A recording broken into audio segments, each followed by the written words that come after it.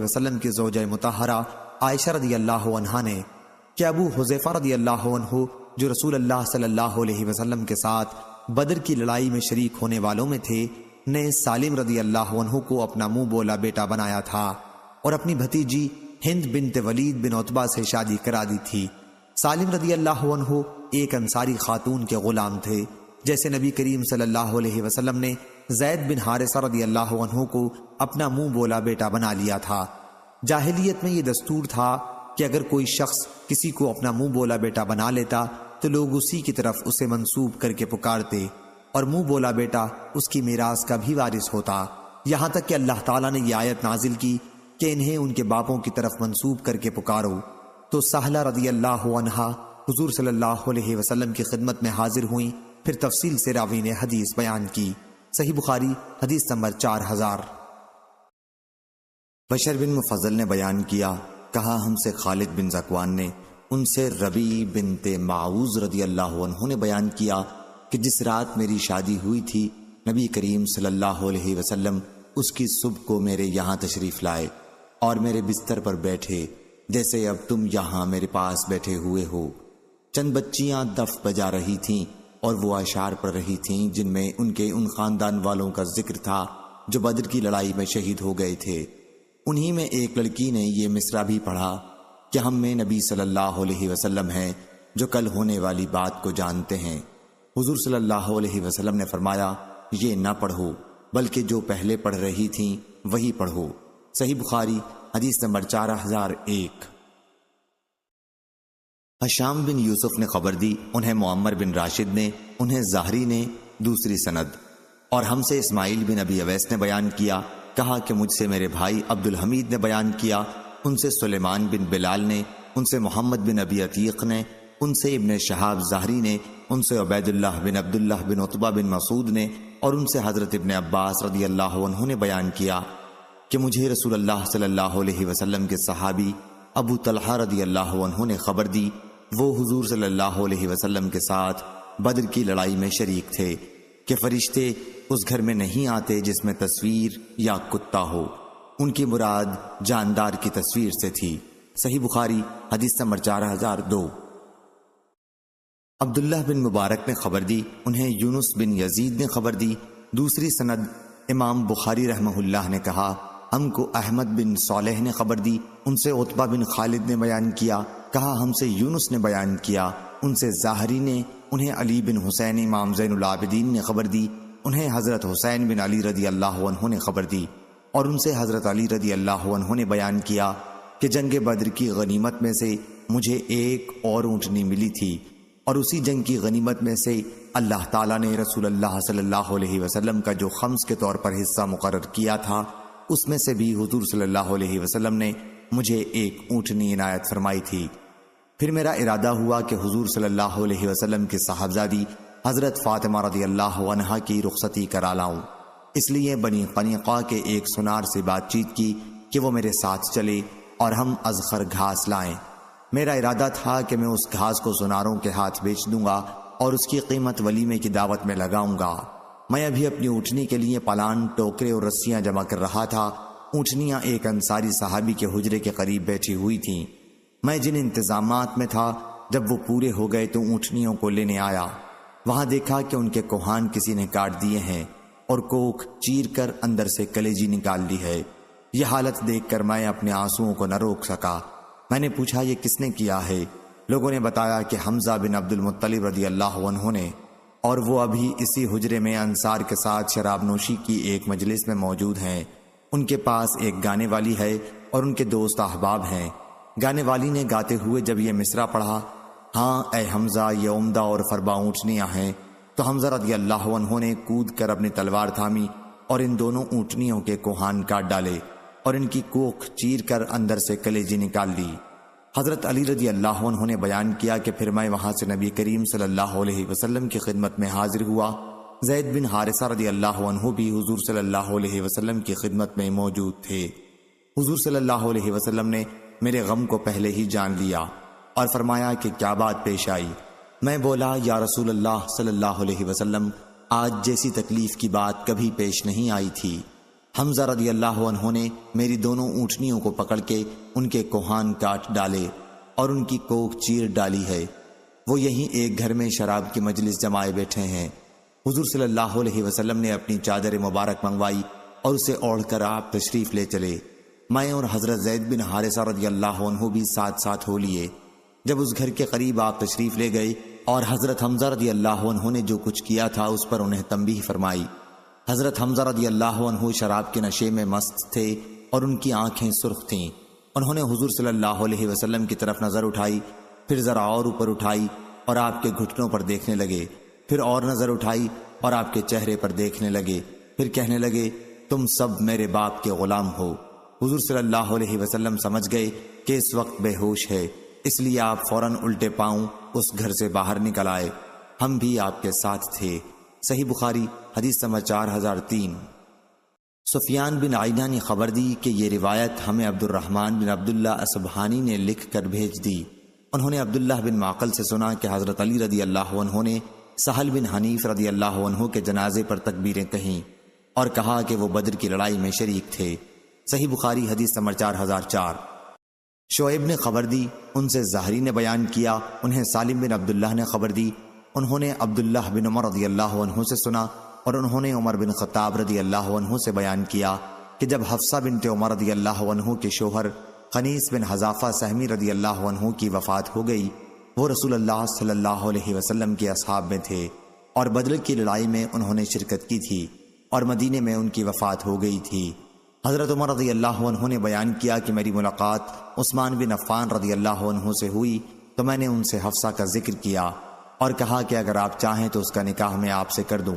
انہوں نے کہا کہ میں سوچوں گا، اس لیے میں چند دنوں کے لیے ٹھہر گیا۔ پھر انہوں نے کہا کہ میری رائے یہ ہوئی ہے کہ ابھی میں نکاح نہ کروں۔ حضرت عمر رضی اللہ عنہ نے کہا کہ پھر میری ملاقات حضرت ابو بکر رضی اللہ عنہ سے ہوئی اور ان سے بھی میں نے یہی کہا کہ اگر آپ چاہیں تو میں آپ کا نکاح حفصہ بنت عمر سے کر دوں۔ ابو بکر رضی اللہ عنہ خاموش ہو گئے اور کوئی جواب نہیں دیا۔ ان کا یہ طریقہ عمل عثمان رضی اللہ عنہ سے بھی زیادہ میرے لیے باعث تکلیف ہوا۔ کچھ دنوں میں نے اور توقف کیا تو نبی کریم صلی اللہ علیہ وسلم نے خود حفصہ رضی اللہ عنہ کا پیغام بھیجا اور میں نے ان کا نکاح حضور صلی اللہ علیہ وسلم سے کر دیا۔ اس کے بعد ابو بکر رضی اللہ عنہ کی ملاقات مجھ سے ہوئی تو انہوں نے کہا شاید آپ کو میرے اس طرز عمل سے تکلیف ہوگی کہ جب آپ کی مجھ سے ملاقات ہوئی اور آپ نے حفصہ رضی اللہ عنہ کے متعلق مجھ سے بات کی تو میں نے کوئی جواب نہیں دیا۔ میں نے کہا کہ ہاں تکلیف ہوئی تھی۔ انہوں نے بتایا کہ آپ کی بات کا میں نے صرف اس لیے کوئی جواب نہیں دیا تھا کہ حضرت صلی اللہ علیہ وسلم نے مجھ سے حفصہ رضی اللہ عنہ کا ذکر کیا تھا، مجھ سے مشورہ لیا تھا کہ کیا میں اس سے نکاح کر لوں، اور میں حضرت صلی اللہ علیہ وسلم کا راز فاش نہیں کر سکتا تھا۔ اگر آپ حفصہ رضی اللہ عنہ سے نکاح کا ارادہ چھوڑ دیتے تو بے شک میں ان سے نکاح کر لیتا۔ صحیح بخاری حدیث نمبر 4005۔ شعبہ نے بیان کیا، ان سے عدی بن ابان نے، ان سے عبداللہ بن یزید انصاری نے، انہوں نے ابو مسعود بدری رضی اللہ عنہ عقبہ بن عمرو انصاری سے سنا کہ نبی کریم صلی اللہ علیہ وسلم نے فرمایا انسان کا اپنے بال بچوں پر خرچ کرنا بھی باعث ثواب ہے۔ صحیح بخاری حدیث نمبر 4006۔ شعیب نے خبر دی، انہیں زہری نے، انہوں نے عروہ بن زبیر سے سنا کہ امیر المومنین عمر بن عبدالعزیز سے انہوں نے ان کے عہد خلافت میں یہ حدیث بیان کی کہ مغیرہ بن شعبہ رضی اللہ عنہ جب کوفے کے امیر تھے تو انہوں نے ایک دن عصر کی نماز میں دیر کی۔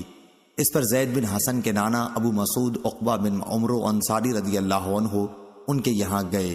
وہ بدر کی لڑائی میں شریک ہونے والے صحابہ میں سے تھے اور کہا آپ کو معلوم ہے کہ حضرت جبریل علیہ السلام نماز کا طریقہ بتانے کے لیے آئے اور آپ نے نماز پڑھی اور حضور صلی اللہ علیہ وسلم نے ان کے پیچھے نماز پڑھی، 5 وقت کی نمازیں۔ پھر فرمایا کہ اسی طرح مجھے حکم ملا ہے۔ بشیر بن ابی مسعود بھی یہ حدیث اپنے والد سے بیان کرتے تھے۔ صحیح بخاری حدیث نمبر 4007۔ ابو غیوانہ نے بیان کیا، ان سے عامش نے، ان سے ابراہیم نخعی نے، ان سے عبد الرحمن بن یزید نخعی نے، ان سے علقمہ بن یسعی نے اور ان سے ابو مسعود بدری رضی اللہ عنہ نے بیان کیا کہ رسول اللہ صلی اللہ علیہ وسلم نے فرمایا سورہ بقرہ کی 2 آیتیں آمن رسولہ سے آخر تک ایسی ہیں کہ جو شخص رات میں انہیں پڑھ لے وہ اس کے لیے کافی ہو جاتی ہیں۔ عبد الرحمن نے بیان کیا کہ پھر میں نے خود ابو مسعود رضی اللہ عنہ سے ملاقات کی، وہ اس وقت بیت اللہ کا طواف کر رہے تھے۔ میں نے ان سے اس حدیث کے متعلق پوچھا تو انہوں نے یہ حدیث مجھ سے بیان کی۔ صحیح بخاری حدیث نمبر 4008۔ لیث بن سعد نے بیان کیا، ان سے عقیل نے، ان سے ابن شہاب نے، انہیں محمود بن ربی نے خبر دی کہ حضرت عثمان بن مالک رضی اللہ عنہ جو نبی کریم صلی اللہ علیہ وسلم کے صحابی تھے اور وہ بدر میں شریک ہوئے تھے اور انصار میں سے تھے، نبی کریم صلی اللہ علیہ وسلم کی خدمت میں حاضر ہوئے۔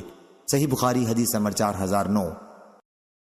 دوسری سند احمد نے بیان کیا جو صالح کے بیٹے ہیں، کہا ہم سے انبسہ ابن خالد نے بیان کیا، ان سے یونس بن یزید نے بیان کیا اور ان سے ابن شہاب نے بیان کیا کہ پھر میں نے حسین بن محمد انصاری سے جو بنی سالم کے شریف لوگوں میں سے تھے محمد بن ربی کی حدیث کے متعلق پوچھا، جس کی روایت انہوں نے عثمان بن مالک رضی اللہ عنہ سے کی تھی، تو انہوں نے بھی اس کی تصدیق کی۔ صحیح بخاری حدیث نمبر 4010۔ شعیب نے خبر دی، ان سے زاہری نے بیان کیا، کہا کہ مجھے عبداللہ بن عامر بن ربیعہ رضی اللہ عنہ نے خبر دی، وہ قبیلہ بنی عدی کے سب لوگوں میں بڑے تھے اور ان کے والد عامر بن ربیعہ بدر میں نبی کریم صلی اللہ علیہ وسلم کے ساتھ شریک تھے۔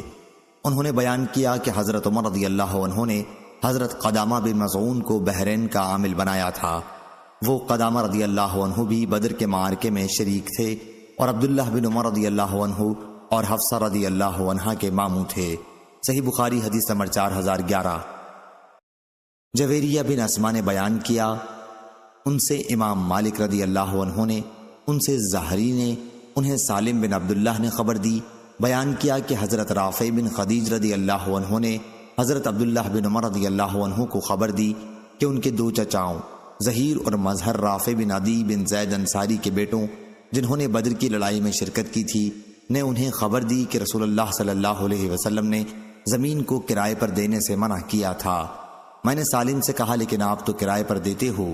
انہوں نے کہا ہاں، حضرت رافع نے اپنے اوپر زیادتی کی تھی۔ صحیح بخاری حدیث نمبر 4012 4013۔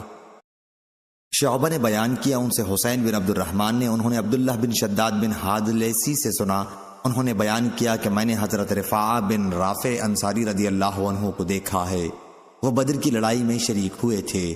صحیح بخاری حدیث نمبر 4014۔ عبداللہ بن مبارک مروزی نے خبر دی، کہا ہم کو معمر اور یونس دونوں نے خبر دی، انہیں زاہری نے، انہیں عروہ بن زبیر نے خبر دی، انہیں حضرت مسعود بن مخرمہ رضی اللہ عنہ نے خبر دی کہ حضرت عمرو بن عوف رضی اللہ عنہ جو بنی عامر بن لوی کے حلیف تھے اور بدر کی لڑائی میں نبی کریم صلی اللہ علیہ وسلم کے ساتھ شریک تھے، نے بیان کیا کہ حضور صلی اللہ علیہ وسلم نے ابو عبیدہ بن جراح رضی اللہ عنہ کو بحرین کا جزیہ لانے کے لیے بھیجا۔ حضور صلی اللہ علیہ وسلم نے بحرین والوں سے صلح کی تھی اور ان پر علا بن حضرمی رضی اللہ عنہ کو امیر بنایا تھا۔ پھر حضرت ابو عبیدہ رضی اللہ عنہ بحرین سے مال 1,00,000 درہم لے کر آئے۔ جب انصار کو ابو عبیدہ رضی اللہ عنہ کے آنے کی خبر ہوئی تو انہوں نے فجر کی نماز حضور صلی اللہ علیہ وسلم کے ساتھ پڑھی۔ حضور صلی اللہ علیہ وسلم جب نماز سے فارغ ہوئے تو تمام انصار آپ کے سامنے آئے۔ حضور صلی اللہ علیہ وسلم انہیں دیکھ کر مسکرائے اور فرمایا، میرا خیال ہے کہ تمہیں یہ اطلاع مل گئی ہے کہ ابو عبیدہ رضی اللہ عنہ مال لے کر آئے ہیں۔ انہوں نے عرض کیا، جی ہاں یا رسول اللہ۔ حضور صلی اللہ علیہ وسلم نے فرمایا، پھر تمہیں خوشخبری ہو اور جس سے تمہیں خوشی ہوگی اس کی امید رکھو۔ اللہ کی قسم مجھے تمہارے متعلق محتاجی سے ڈر نہیں لگتا، مجھے تو اس کا خوف ہے کہ دنیا تم پر بھی اسی طرح کشادہ کر دی جائے گی جس طرح تم سے پہلی پہلوں پر کشادہ کی گئی تھی، پھر پہلوں کی طرح اس کے لیے تم آپس میں رشک کرو گے اور جس طرح وہ ہلاک ہو گئے تھے تمہیں بھی یہ چیز ہلاک کر کے رہے گی۔ صحیح بخاری حدیث نمبر 4015۔ جریر بن حازم نے بیان کیا، ان سے نافع نے کہ حضرت عبداللہ بن عمر رضی اللہ عنہ ہر طرح کے سانپ کو مار ڈالا کرتے تھے۔ صحیح بخاری حدیث نمبر 4016۔ لیکن جب ابو لبابہ بشیر بن عبد المنذر نے جو بدر کی لڑائی میں شریک تھے ان سے بیان کیا کہ نبی کریم صلی اللہ علیہ وسلم نے گھر میں نکلنے والے سانپ کے مارنے سے منع فرمایا تھا تو انہوں نے بھی اسے مارنا چھوڑ دیا تھا۔ صحیح بخاری حدیث نمبر 4017۔ ابن شہاب نے بیان کیا اور ان سے حضرت انس بن مالک رضی اللہ عنہ نے بیان کیا کہ انصار کے چند لوگوں نے رسول اللہ صلی اللہ علیہ وسلم سے اجازت چاہی اور عرض کیا کہ آپ ہمیں اجازت عطا فرمائیں تو ہم اپنے بھانجے عباس رضی اللہ عنہ کا فدیہ معاف کر دیں، لیکن حضور صلی اللہ علیہ وسلم نے فرمایا اللہ کی قسم ان کے فدیے سے 1 درہم بھی نہ چھوڑنا۔ صحیح بخاری حدیث نمبر 4018۔ ابو عاصم نے بیان کیا، کہا ہم سے ابن جریج نے، ان سے زہری نے، ان سے عطا بن یزید لیسی نے، ان سے عبید اللہ بن عدی نے، اور ان سے حضرت مقداد بن اسود رضی اللہ عنہ نے۔ دوسری سند امام بخاری رحمہ اللہ نے کہا، اور مجھ سے اسحاق بن منصور نے بیان کیا، کہا ہم سے یعقوب بن ابراہیم بن سعد نے، ان سے ابن شہاب کے بھتیجے محمد بن عبداللہ نے اپنے چچا محمد بن مسلم بن شہاب سے بیان کیا، انہیں عطا بن یزید لیسی نے ثم الجندعی نے خبر دی، انہیں عبداللہ بن عدی بن خیار نے خبر دی، اور انہیں مقداد بن عمرو کندی رضی اللہ عنہ نے۔ وہ بنی زہرہ کے حلیف تھے اور بدر کی لڑائی میں رسول اللہ صلی اللہ علیہ وسلم کے ساتھ تھے۔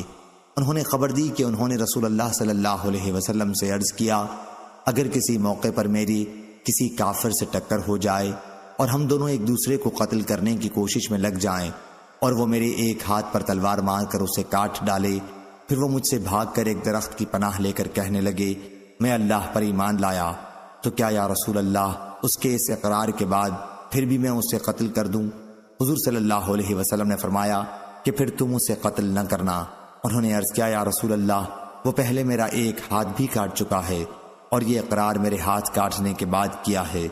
آپ نے پھر بھی یہی فرمایا کہ اسے قتل نہ کر، کیونکہ اگر تو نے اسے قتل کر ڈالا تو اسے قتل کرنے سے پہلے جو تمہارا مقام تھا اب اس کا وہ مقام ہوگا، اور تمہارا مقام وہ ہوگا جو اس کا مقام اس وقت تھا جب اس نے اس کلمے کا اقرار نہیں کیا تھا۔ صحیح بخاری حدیث نمبر 4019۔ سلیمان تیمی نے بیان کیا، کہا ہم سے انس رضی اللہ عنہ نے بیان کیا کہ رسول اللہ صلی اللہ علیہ وسلم نے بدر کی لڑائی کے دن فرمایا، کون دیکھ کر آئے گا کہ ابو جہل کے ساتھ کیا ہوا؟ عبداللہ بن مسعود رضی اللہ عنہ اس کے لیے روانہ ہوئے اور دیکھا کہ عفرا کے دونوں بیٹوں نے اسے قتل کر دیا ہے اور اس کی لاش ٹھنڈی ہونے والی ہے۔ انہوں نے پوچھا تم ہی ہو؟ ابن علیہ نے بیان کیا کہ سلیمان نے اسی طرح بیان کیا، اور ان سے انس رضی اللہ عنہ نے بیان کیا کہ ابن مسعود رضی اللہ عنہ نے پوچھا تھا کہ تو ہی ابو جہل ہے؟ اس پر اس نے کہا کیا اس سے بھی بڑا کوئی ہوگا جسے تم نے آج قتل کر دیا ہے؟ سلیمان نے بیان کیا، کہا کہ یا اس نے یوں کہا جسے اس کی قوم نے قتل کر دیا ہے، کیا اس سے بھی بڑا کوئی ہوگا؟ کہا کہ ابو مجلس نے بیان کیا کہ ابو جہل نے کہا کاش ایک کسان کے سوا کسی اور نے مارا ہوتا۔ صحیح بخاری حدیث نمبر 4020۔ عبد الواحد بن زیاد نے بیان کیا، کہا ہم سے معمر نے بیان کیا، ان سے زہری نے، ان سے عبید اللہ بن عبداللہ نے، اور ان سے ابن عباس رضی اللہ عنہ نے حضرت عمر رضی اللہ عنہ سے کہ جب نبی کریم صلی اللہ علیہ وسلم کی وفات ہو گئی تو میں نے ابو بکر رضی اللہ عنہ سے کہا آپ ہمیں ساتھ لے کر ہمارے انصاری بھائیوں کے یہاں چلیں۔ پھر ہماری ملاقات دو نیک ترین انصاری صحابیوں سے ہوئی جنہوں نے بدر کی لڑائی میں شرکت کی تھی۔ عبید اللہ نے کہا پھر میں نے اس حدیث کا تذکرہ عروہ بن زبیر سے کیا تو انہوں نے بتایا کہ وہ دونوں صحابی عویم بن ساعدہ اور معن بن عدی رضی اللہ عنہ تھے۔ صحیح بخاری حدیث نمبر 4021۔ اسحاق بن ابراہیم نے بیان کیا، انہوں نے محمد بن فضیل سے سنا، انہوں نے اسماعیل بن ابی خالد سے، انہوں نے قیس بن ابی حازم سے کہ بدری صحابہ کا سالانہ وظیفہ 5,000 5,000 تھا۔ حضرت عمر رضی اللہ عنہ نے فرمایا کہ میں انہیں بدری صحابہ کو ان صحابیوں پر فضیلت دوں گا جو ان کے بعد ایمان لائے۔ صحیح بخاری حدیث نمبر 4022۔ معمر نے خبر دی، انہیں زاہری نے، انہیں محمد بن جبیر نے، ان سے ان کے والد نے بیان کیا کہ نبی کریم صلی اللہ علیہ وسلم سے میں نے سنا آپ مغرب کی نماز میں سورہ والطور کی تلاوت کر رہے تھے۔ یہ پہلا موقع تھا جب میرے دل میں ایمان نے قرار پکڑا۔ اور اسی سند سے زاہری سے مروی ہے، ان سے محمد بن جبیر بن مطعم نے اور ان سے ان کے والد جبیر بن مطعم رضی اللہ عنہ نے کہ نبی کریم صلی اللہ علیہ وسلم نے بدر کے قیدیوں کے متعلق فرمایا تھا اگر مطعم بن عدی رضی اللہ عنہ زندہ ہوتے اور ان پلیت قیدیوں کے لیے سفارش کرتے تو میں انہیں ان کے کہنے سے چھوڑ دیتا۔ صحیح بخاری حدیث نمبر 4023۔ سعید بن مسیب نے بیان کیا کہ پہلا فساد جب برپا ہوا یعنی حضرت عثمان رضی اللہ عنہ کی شہادت کا تو اس نے اصحاب بدر میں سے کسی کو باقی نہیں چھوڑا۔ پھر جب دوسرا فساد برپا ہوا یعنی حرہ کا تو اس نے اصحاب حدیبیہ میں سے کسی کو باقی نہیں چھوڑا۔ پھر تیسرا فساد برپا ہوا تو وہ اس وقت تک نہیں گیا جب تک لوگوں میں کچھ بھی خوبی یا عقل باقی تھی۔ صحیح بخاری حدیث نمبر 4024۔ عبداللہ بن عمر نمیری نے بیان کیا، کہا ہم سے یونس بن یزید نے بیان کیا، کہا کہ میں نے زہری سے سنا، کہا کہ میں نے عروہ بن زبیر، سعید بن مسیب، علقمہ بن وقاص اور عبید اللہ بن عبداللہ سے نبی کریم صلی اللہ علیہ وسلم کی زوجہ مطہرہ حضرت عائشہ رضی اللہ عنہا کی تہمت کے متعلق سنا۔ ان میں سے ہر ایک نے مجھ سے اس واقعے کا کوئی حصہ بیان کیا۔ حضرت عائشہ رضی اللہ عنہا نے بیان کیا تھا کہ میں اور ام مستح باہر قضائے حاجت کو جا رہے تھے کہ ام مستح رضی اللہ عنہا اپنی چادر میں الجھ کر پھسل پڑی۔ اس پر ان کی زبان سے نکلا، مستح کا برا ہو۔ میں نے کہا آپ نے اچھی بات نہیں کہی، ایک ایسے شخص کو آپ برا کہتی ہیں جو بدر میں شریک ہو چکا ہے۔ پھر انہوں نے تہمت کا واقعہ بیان کیا۔ صحیح بخاری حدیث نمبر 4025۔ فلیح بن سلیمان نے بیان کیا، ان سے موسیٰ بن عقبہ نے اور ان سے ابن شہاب نے بیان کیا۔ یہ رسول اللہ صلی اللہ علیہ وسلم کے غزوات کا بیان تھا۔ پھر انہوں نے بیان کیا کہ جب بدر کے کفار مقتولین کنویں میں ڈالے جانے لگے تو رسول کریم صلی اللہ علیہ وسلم نے فرمایا، کیا تم نے اس چیز کو پا لیا جس کا تم سے تمہارے رب نے وعدہ کیا تھا؟ موسیٰ نے بیان کیا، ان سے نافع نے اور ان سے عبداللہ بن عمر رضی اللہ عنہ نے کہ اس پر حضور اکرم صلی اللہ علیہ وسلم کے چند صحابہ نے عرض کیا، یا رسول اللہ، آپ ایسے لوگوں کو آواز دے رہے ہیں جو مر چکے ہیں۔ حضور صلی اللہ علیہ وسلم نے فرمایا، جو کچھ میں نے ان سے کہا ہے اسے خود تم نے بھی ان سے زیادہ بہتر طریقے پر نہیں سنا ہوگا۔ ابو عبداللہ حضرت امام بخاری نے کہا کہ قریش صحابہ کے جتنے لوگ بدر میں شریک ہوئے تھے اور جن کا حصہ بھی اس غنیمت میں لگا تھا ان کی تعداد 81 تھی۔ عروہ بن زبیر بیان کرتے تھے کہ حضرت زبیر رضی اللہ عنہ نے کہا، میں نے ان مہاجرین کے حصے تقسیم کیے تھے اور ان کی تعداد 100 تھی، اور زیادہ بہتر علم اللہ تعالیٰ کو ہے۔ صحیح بخاری حدیث نمبر 4026۔ حشام نے خبر دی، انہیں معمر نے، انہیں حشام بن عروہ نے، انہیں ان کے والد نے اور ان سے حضرت زبیر رضی اللہ عنہ نے بیان کیا کہ بدر کے دن مہاجرین کے 100 حصے لگائے گئے تھے۔ صحیح بخاری حدیث نمبر 4027۔ عبد الرزاق نے بیان کیا، کہا ہم کو ابن جریج نے خبر دی، انہیں موسیٰ بن عقبہ نے، انہیں نافع نے اور ان سے حضرت ابن عمر رضی اللہ عنہ نے بیان کیا کہ بنو نذیر اور بنو قریظہ نے نبی کریم صلی اللہ علیہ وسلم سے معاہدہ توڑ کر لڑائی مول لی۔ اس لیے آپ نے قبیلہ بنو نذیر کو جلا وطن کر دیا، لیکن قبیلہ بنو قریظہ کو جلا وطن نہیں کیا اور اس طرح ان پر احسان فرمایا۔ پھر بنو قریظہ نے بھی جنگ مول لی، اس لیے آپ نے ان کے مردوں کو قتل کروا دیا اور ان کی عورتوں، بچوں اور مال کو مسلمانوں میں تقسیم کر دیا۔ صرف بعض بنی قریظہ اس سے الگ قرار دیے گئے تھے کیونکہ وہ حضور صلی اللہ علیہ وسلم کی پناہ میں آ گئے تھے، اس لیے آپ نے انہیں پناہ دی اور انہوں نے اسلام قبول کر لیا تھا۔ حضور اکرم صلی اللہ علیہ وسلم نے مدینے کے تمام یہودیوں کو جلا وطن کر دیا تھا، بنو قنیقہ کو بھی جو عبداللہ بن سلام رضی اللہ عنہ کا قبیلہ تھا، یہود بن حارثہ کو اور مدینے کے تمام یہودیوں کو۔ صحیح بخاری حدیث نمبر 4028۔ یحییٰ بن حماد نے بیان کیا، کہا ہم کو ابو عوانہ نے خبر دی، انہیں ابو البشر نے، ان سے سعید بن جبیر نے بیان کیا کہ میں نے حضرت ابن عباس رضی اللہ عنہ کے سامنے کہا سورہ حشر، تو انہوں نے کہا کہ اسے سورہ نذیر کہو کیونکہ یہ سورت بنو نذیر ہی کے بارے میں نازل ہوئی ہے۔ اس روایت کے مطابق حشیم نے ابو بشر سے کی ہے۔ صحیح بخاری حدیث نمبر 4029۔ عبداللہ بن ابی الاسود نے بیان کیا، ان سے معمر نے بیان کیا، ان سے ان کے والد نے، انہوں نے انس بن مالک رضی اللہ عنہ سے سنا، انہوں نے بیان کیا کہ انصاری صحابہ نبی کریم صلی اللہ علیہ وسلم کے لیے کچھ کھجور کے درخت مخصوص رکھتے تھے تاکہ اس کا پھل آپ کی خدمت میں بھیج دیا جائے، لیکن جب اللہ تعالیٰ نے بنو قریظہ اور بنو نذیر پر فتح عطا فرمائی تو حضور صلی اللہ علیہ وسلم ان کے پھل واپس فرما دیا کرتے تھے۔ صحیح بخاری حدیث نمبر 4030۔ لیث نے بیان کیا، ان سے نافع نے اور ان سے حضرت ابن عمر رضی اللہ عنہ نے بیان کیا کہ نبی کریم صلی اللہ علیہ وسلم نے بنو نذیر کی کھجوروں کے باغات جلوا دیے تھے اور ان کے درختوں کو کٹوا دیا تھا۔ یہ باغات مقام بویرہ میں تھے۔ اس پر یہ آیت نازل ہوئی، جو درخت تم نے کاٹ دیے ہیں یا جنہیں تم نے چھوڑ دیا ہے کہ وہ اپنی جڑوں پر کھڑے رہے تو یہ اللہ کے حکم سے ہوا ہے۔ صحیح بخاری حدیث نمبر 4031۔ اسحاق نے بیان کیا، کہا ہم کو حبان نے خبر دی، انہیں جویریہ بن اسما نے، انہیں نافع نے، انہیں ابن عمر رضی اللہ عنہ نے، کہ نبی کریم صلی اللہ علیہ وسلم نے بنو نذیر کے باغات جلوا دیے تھے۔ انہوں نے کہا کہ حسان بن ثابت رضی اللہ عنہ نے اسی کے متعلق یہ شعر کہا تھا۔ ترجمہ: بنو لوئی قریش کے سرداروں نے بڑی آسانی کے ساتھ برداشت کر لیا مقام بویرہ میں اس آگ کو جو پھیل رہی تھی۔ بیان کیا کہ پھر اس کا جواب ابو سفیان بن حارث نے ان اشعار میں دیا: خدا کرے کہ مدینے میں ہمیشہ یوں ہی آگ لگتی رہے اور اس کے اطراف میں یوں ہی شعلے اٹھتے رہیں۔ تمہیں جلد ہی معلوم ہو جائے گا کہ ہم میں سے کون اس مقام بویرہ سے دور ہے، اور تمہیں معلوم ہو جائے گا کہ کس کی زمین کو نقصان پہنچتا ہے۔ صحیح بخاری حدیث نمبر 4032۔ ابو الیمان نے بیان کیا، کہا ہم کو شعیب نے خبر دی، ان سے زہری نے بیان کیا، انہیں مالک بن اوس بن حدسان نصری نے خبر دی کہ عمر بن خطاب رضی اللہ عنہ نے انہیں بلایا تھا۔ وہ ابھی امیر المومنین کی خدمت میں موجود تھے کہ امیر المومنین کے چوکیدار یرفع آئے اور عرض کیا کہ عثمان بن عفان اور عبد الرحمن بن عوف، زبیر بن عوام اور سعد بن ابی وقاص رضی اللہ عنہم اندر آنا چاہتے ہیں، کیا آپ کی طرف سے انہیں اجازت ہے؟ امیر المومنین نے فرمایا کہ ہاں، انہیں اندر بلا لو۔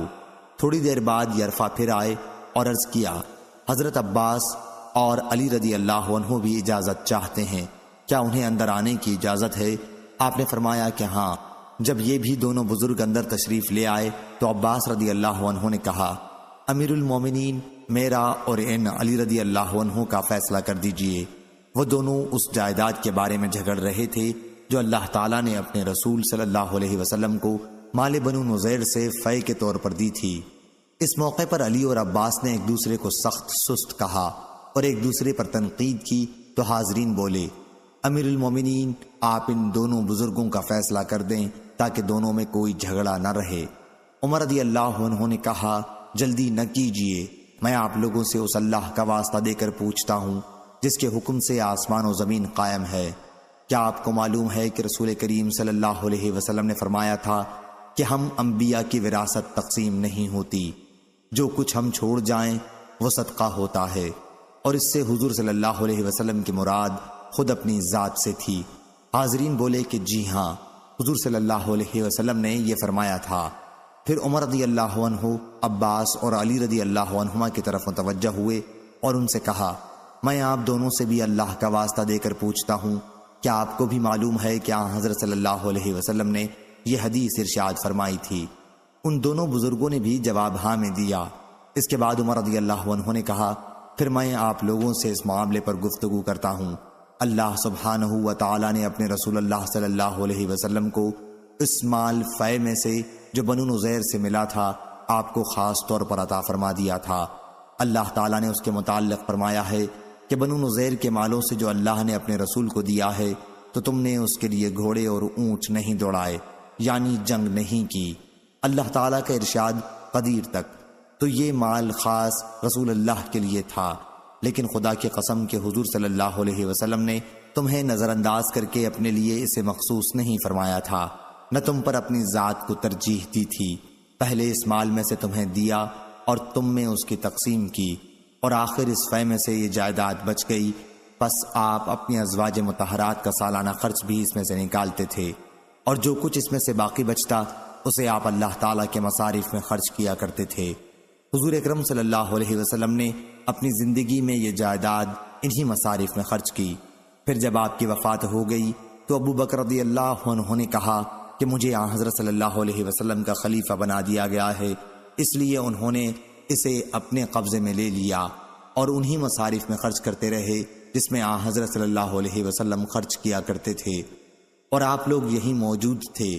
اس کے بعد عمر رضی اللہ عنہ علی اور عباس رضی اللہ عنہما کی طرف متوجہ ہوئے اور فرمایا، آپ لوگوں کو معلوم ہے کہ ابو بکر رضی اللہ عنہ نے بھی وہی طریقہ اختیار کیا جیسا کہ آپ لوگوں کو بھی اس کا اقرار ہے، اور اللہ کی قسم کہ وہ اپنے اس طرز عمل میں سچے، مخلص، صحیح راستے پر اور حق کی پیروی کرنے والے تھے۔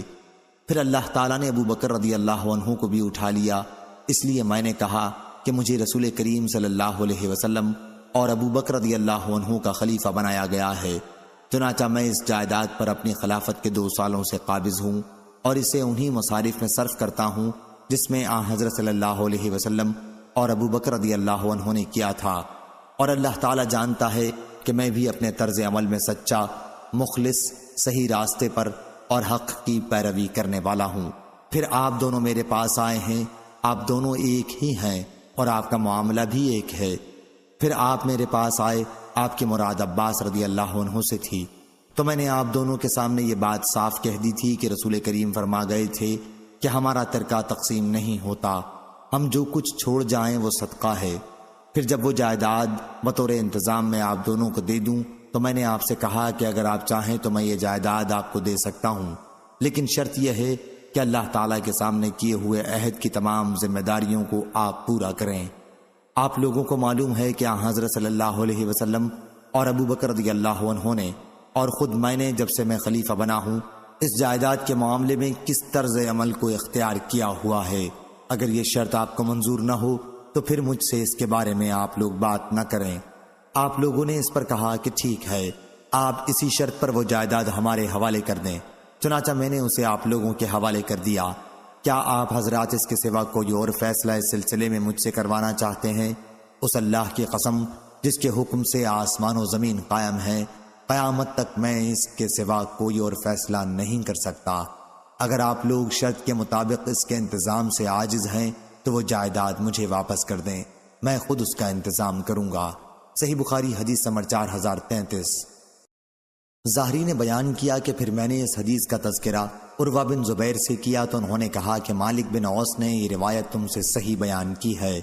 میں نے نبی کریم صلی اللہ علیہ وسلم کی پاک بیوی عائشہ رضی اللہ عنہا سے سنا ہے، انہوں نے بیان کیا کہ حضور صلی اللہ علیہ وسلم کی ازواج مطہرات نے عثمان رضی اللہ عنہ کو ابو بکر صدیق رضی اللہ عنہ کے پاس بھیجا اور ان سے درخواست کی کہ اللہ تعالیٰ نے جو فے اپنے رسول اللہ صلی اللہ علیہ وسلم کو دی تھی اس میں سے ان کے حصے دیے جائیں، لیکن میں نے انہیں روکا اور ان سے کہا تم خدا سے نہیں ڈرتی؟ کیا حضور صلی اللہ علیہ وسلم نے خود نہیں فرمایا تھا کہ ہمارا ترکہ تقسیم نہیں ہوتا، ہم جو کچھ چھوڑ جائیں وہ صدقہ ہوتا ہے؟ حضور صلی اللہ علیہ وسلم کا اشارہ اس ارشاد میں خود اپنی ذات کی طرف تھا، البتہ آل محمد صلی اللہ علیہ وسلم کو اس جائیداد میں سے تا زندگی ان کی ضروریات کے لیے ملتا رہے گا۔ جب میں نے ازواج مطہرات کو یہ حدیث سنائی تو انہوں نے بھی اپنا خیال بدل دیا۔ عروہ نے کہا کہ یہی وہ صدقہ ہے جس کا انتظام پہلے علی رضی اللہ عنہ کے ہاتھ میں تھا۔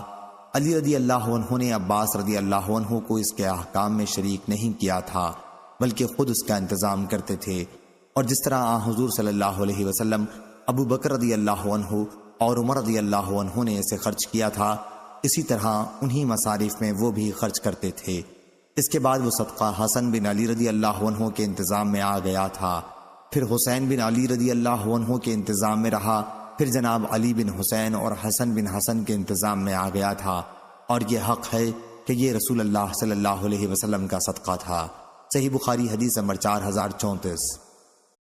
ہشام نے خبر دی، انہوں نے کہا ہم کو معمر نے خبر دی، انہیں ظاہری نے، انہیں عروہ نے اور انہیں حضرت عائشہ رضی اللہ عنہا نے کہ حضرت فاطمہ رضی اللہ عنہا اور حضرت عباس رضی اللہ عنہ حضرت ابو بکر صدیق رضی اللہ عنہ کے پاس آئے اور حضرت صلی اللہ علیہ وسلم کی زمین جو فدق میں تھی اور جو خیبر میں آپ کو حصہ ملا تھا اس میں سے اپنے ورثے کا مطالبہ کیا۔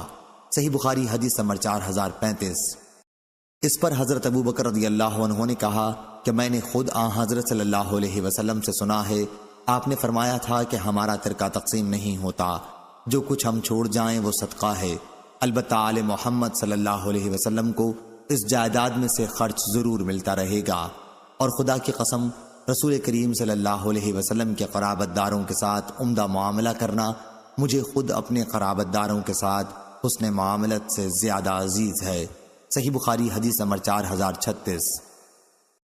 علی بن عبداللہ مدینی نے کہا ہم سے سفیان بن عینہ نے بیان کیا، ان سے عمرو بن دینار نے بیان کیا کہ میں نے حضرت جابر رضی اللہ عنہ بن عبداللہ انصاری رضی اللہ عنہ سے سنا، وہ بیان کرتے تھے کہ رسول کریم صلی اللہ علیہ وسلم نے فرمایا کعب بن اشرف کا کام کون تمام کرے گا، وہ اللہ اور اس کے رسول کو بہت ستا رہا ہے۔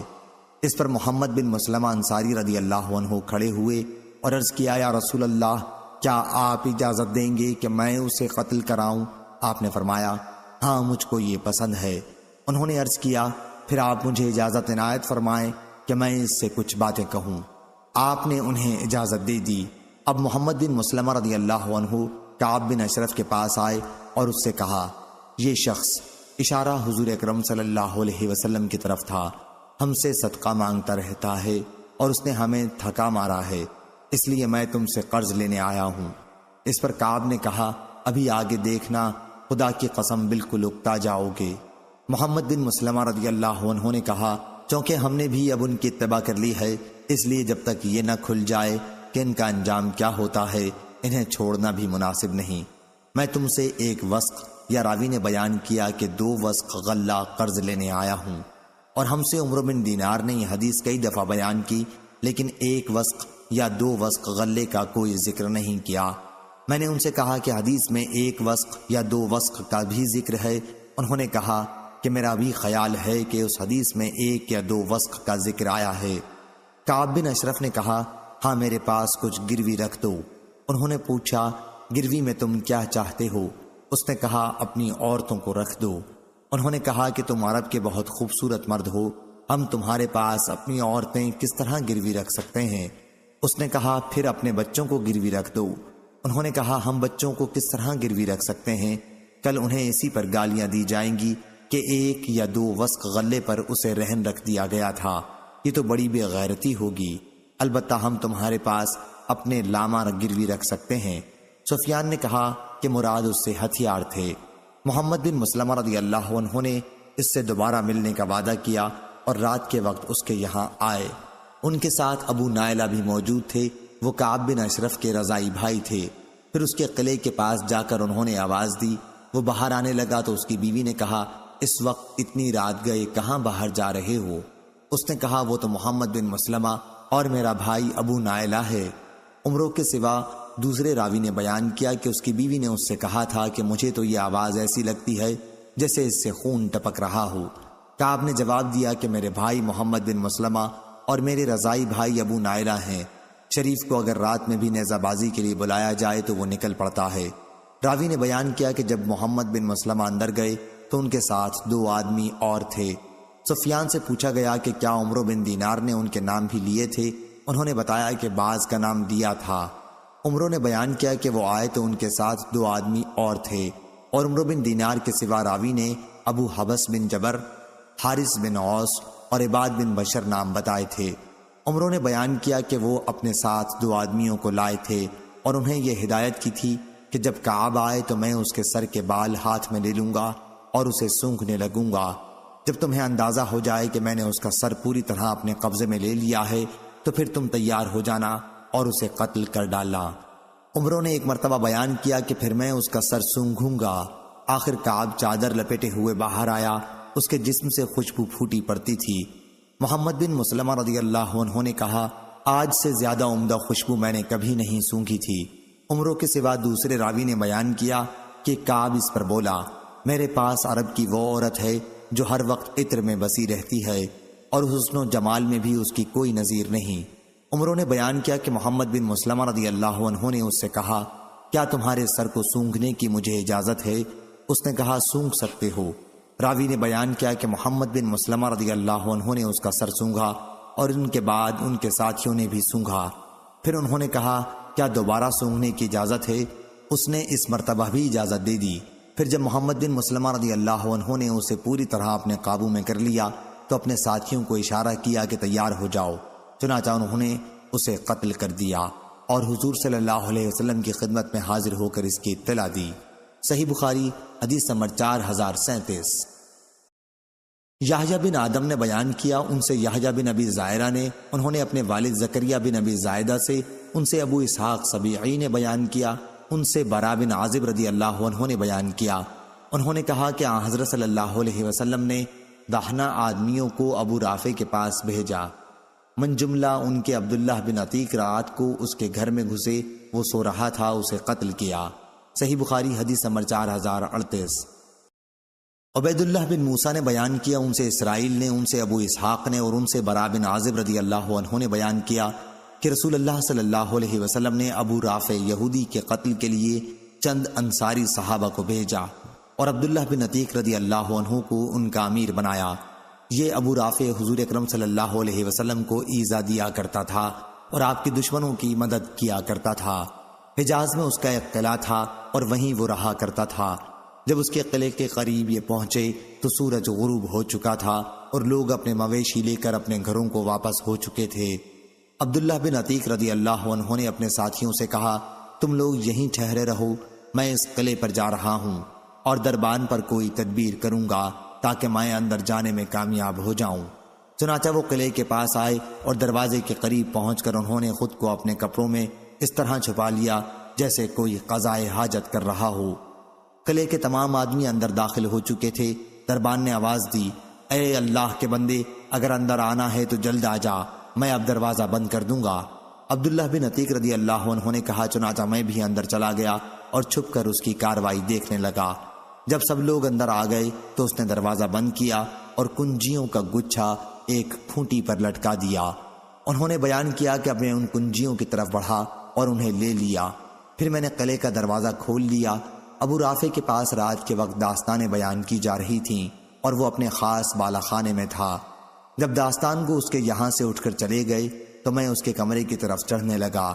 اس عرصے میں جتنے دروازے اس تک پہنچنے کے لیے کھولتا تھا انہیں اندر سے بند کرتا جاتا تھا۔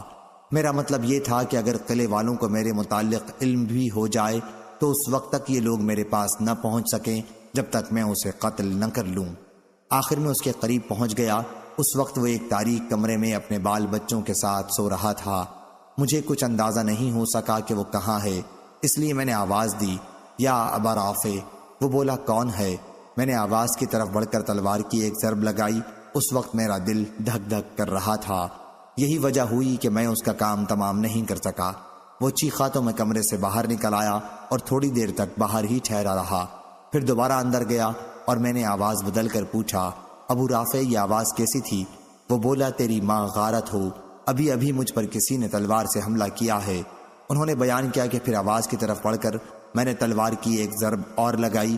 انہوں نے بیان کیا کہ اگرچہ میں اسے زخمی تو بہت کر چکا تھا لیکن وہ ابھی مرا نہیں تھا، اس لیے میں نے تلوار اس کے پیٹ پر رکھ کر دبائی جو اس کی پیٹھ تک پہنچ گئی۔ اب مجھے یقین ہو گیا کہ میں اسے قتل کر چکا ہوں۔ چنانچہ میں نے دروازہ ایک ایک کر کے کھولنے شروع کیے۔ آخر میں ایک زینے پر پہنچا۔ میں یہ سمجھا کہ زمین تک پہنچ چکا ہوں لیکن ابھی میں نہ پہنچا تھا، اس لیے میں نے اس پر پاؤں رکھ دیا اور نیچے گر پڑا۔ چاندنی رات تھی، اس طرح گر پڑنے سے میری پنڈلی ٹوٹ گئی۔ میں نے اسے عمامے سے باندھ لیا اور آ کر دروازے پر بیٹھ گیا۔ میں نے یہ ارادہ کر لیا تھا کہ یہاں سے اس وقت تک نہیں جاؤں گا جب تک یہ نہ معلوم کر لوں کہ آیا میں اسے قتل کر چکا ہوں یا نہیں۔ جب مرغ نے آواز دی تو اسی وقت قلعے کی فصیل پر ایک پکارنے والے نے کھڑے ہو کر پکارا کہ اہل حجاز کے تاجر ابو رافع کی موت کا اعلان کرتا ہوں۔ میں اپنے ساتھیوں کے پاس آیا اور ان سے کہا کہ چلنے کی جلدی کرو، اللہ تعالیٰ نے ابو رافع کو قتل کرا دیا۔ چنانچہ میں نبی کریم صلی اللہ علیہ وسلم کی خدمت میں حاضر ہوا اور آپ کو اس کی اطلاع دی۔ حضرت صلی اللہ علیہ وسلم نے فرمایا کہ اپنا پاؤں پھیلا۔ میں نے پاؤں پھیلایا تو آپ نے اس پر اپنا دست مبارک پھیرا اور پاؤں اتنا اچھا ہو گیا جیسے کبھی اس میں مجھ کو کوئی تکلیف ہوئی ہی نہ تھی۔ صحیح بخاری حدیث نمبر 4039۔ شریح ابن مسلمہ نے بیان کیا، ان سے ابراہیم بن یوسف نے بیان کیا، ان سے ان کے والد یوسف بن اسحاق نے، ان سے ابو اسحاق نے کہ میں نے برا بن عازب رضی اللہ عنہ سے سنا۔ انہوں نے بیان کیا کہ نبی کریم صلی اللہ علیہ وسلم نے عبداللہ بن عتیق اور عبداللہ بن عتبہ رضی اللہ عنہ کو چند صحابہ کے ساتھ ابو رافع کے قتل کے لیے بھیجا۔ یہ لوگ روانہ ہوئے۔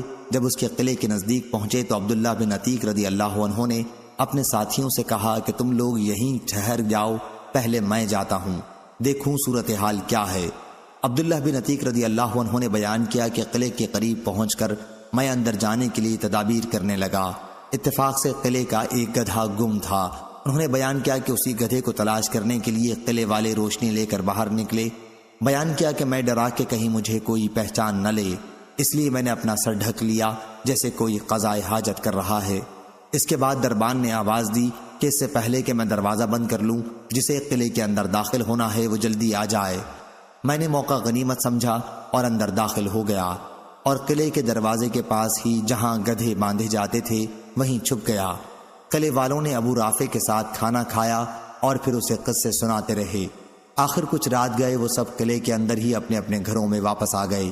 اب سناٹا چھا چکا تھا اور کہیں کوئی حرکت نہیں ہوتی تھی، اس لیے میں اس طویلے سے باہر نکلا۔ انہوں نے بیان کیا کہ میں نے پہلے ہی دیکھ لیا تھا کہ دربان نے کنجی ایک طاق میں رکھی ہے۔ میں نے پہلے کنجی اپنے قبضے میں لے لی اور پھر سب سے پہلے قلعے کا دروازہ کھولا۔ بیان کیا کہ میں نے یہ سوچا تھا کہ اگر قلعے والوں کو میرا علم ہو گیا تو میں بڑی آسانی کے ساتھ بھاگ سکوں گا۔ اس کے بعد میں نے ان کے کمروں کے دروازے کھولنے شروع کیے اور انہیں اندر سے بند کرتا جاتا تھا۔ اب میں زینوں سے ابو رافع کے بالا خانے تک پہنچ چکا تھا۔ اس کے کمرے میں اندھیرا تھا، اس کا چراغ گل کر دیا گیا تھا۔ میں یہ نہیں اندازہ کر پایا کہ ابو رافع کہاں ہے، اس لیے میں نے آواز دی، یا ابا رافع۔ اس پر وہ بولا کہ کون ہے؟ انہوں نے بیان کیا کہ پھر آواز کی طرف میں بڑھا اور میں نے تلوار سے اس پر حملہ کیا، لیکن یہ وار اوچھا پڑا تھا۔ انہوں نے بیان کیا کہ پھر دوبارہ میں اس کے قریب پہنچا، گویا میں اس کی مدد کو آیا ہوں۔ میں نے آواز بدل کر پوچھا، ابو رافع کیا بات پیش آئی ہے؟ اس نے کہا، تیری ماں غارت ہو، ابھی کوئی شخص میرے کمرے میں آ گیا اور تلوار سے مجھ پر حملہ کیا ہے۔ انہوں نے بیان کیا کہ اس مرتبہ پھر میں نے اس کی آواز کی طرف بڑھ کر دوبارہ حملہ کیا، اس حملے میں بھی وہ قتل نہ ہو سکا۔ پھر وہ چلانے لگا اور اس کی بیوی بھی اٹھ گئی اور چلانے لگی۔ انہوں نے بیان کیا کہ پھر میں بظاہر مددگار بن کر پہنچا اور میں نے اپنی آواز بدل لی۔ اس وقت وہ چت لیٹا ہوا تھا۔ میں نے اپنی تلوار اس کے پیٹ پر رکھ کر زور سے اسے دبایا۔ آخر جب میں نے ہڈی ٹوٹنے کی آواز سن لی تو میں وہاں سے نکلا، بہت گھبرایا ہوا، اب زینے پر آ چکا تھا۔ میں اترنا چاہتا تھا کہ نیچے گر پڑا، جس سے میرا پاؤں ٹوٹ گیا۔ میں نے اس پر پٹی باندھی اور لنگڑاتے ہوئے اپنے ساتھیوں کے پاس پہنچا۔ میں نے ان سے کہا کہ تم لوگ جاؤ اور رسول اللہ صلی اللہ علیہ وسلم کو خوشخبری سناؤ۔ میں تو یہاں سے اس وقت تک نہیں ہٹوں گا جب تک اس کی موت کا اعلان نہ سن لوں۔ چنانچہ صبح کے وقت موت کا اعلان کرنے والا قلعے کی فصیل پر چڑھا اور اعلان کیا کہ ابو رافع کی موت واقع ہو گئی ہے۔ انہوں نے بیان کیا کہ پھر میں چلنے کے لیے اٹھا۔ مجھے کامیابی کی خوشی میں کوئی تکلیف معلوم نہیں ہوتی تھی۔ اس سے پہلے کہ میرے ساتھی حضور اکرم صلی اللہ علیہ وسلم کی خدمت میں پہنچے، میں نے اپنے ساتھیوں کو پا لیا۔ حضرت صلی اللہ علیہ وسلم کو خوشخبری سنائی۔ صحیح بخاری حدیث نمبر 4040۔ عبد الوہاب نے خبر دی، انہوں نے کہا ہم سے خالد نے بیان کیا، ان سے اکرمہ نے بیان کیا اور ان سے حضرت عبداللہ بن عباس رضی اللہ عنہ نے بیان کیا کہ نبی کریم صلی اللہ علیہ وسلم نے غزوہ احد کے موقع پر فرمایا، یہ حضرت جبریل علیہ السلام ہیں، ہتھیار بند، اپنے گھوڑے کی لگام تھامے ہوئے۔ صحیح بخاری حدیث نمبر 4041۔ زکریا بن عدی نے خبر دی، کہا ہم کو عبداللہ بن مبارک نے خبر دی، انہیں حیوہ نے، انہیں یزید بن حبیب نے، انہیں ابو الخیر نے اور ان سے حضرت عقبہ بن عامر رضی اللہ عنہ نے بیان کیا کہ رسول اللہ صلی اللہ علیہ وسلم نے 8 سال بعد یعنی 8ویں برس میں غزوہ احد کے شہداء پر نماز جنازہ ادا کی، جیسے آپ زندوں اور مردوں سب سے رخصت ہو رہے ہوں۔ اس کے بعد آپ منبر پر تشریف لائے اور فرمایا، میں تم سے آگے آگے ہوں، میں تم پر گواہ رہوں گا اور مجھ سے قیامت کے دن تمہاری ملاقات حوض کوثر پر ہوگی۔ اس وقت بھی میں اپنی اس جگہ سے حوض کوثر کو دیکھ رہا ہوں۔ تمہارے بارے میں مجھ سے اس کا کوئی خطرہ نہیں ہے کہ تم شرک کرو گے۔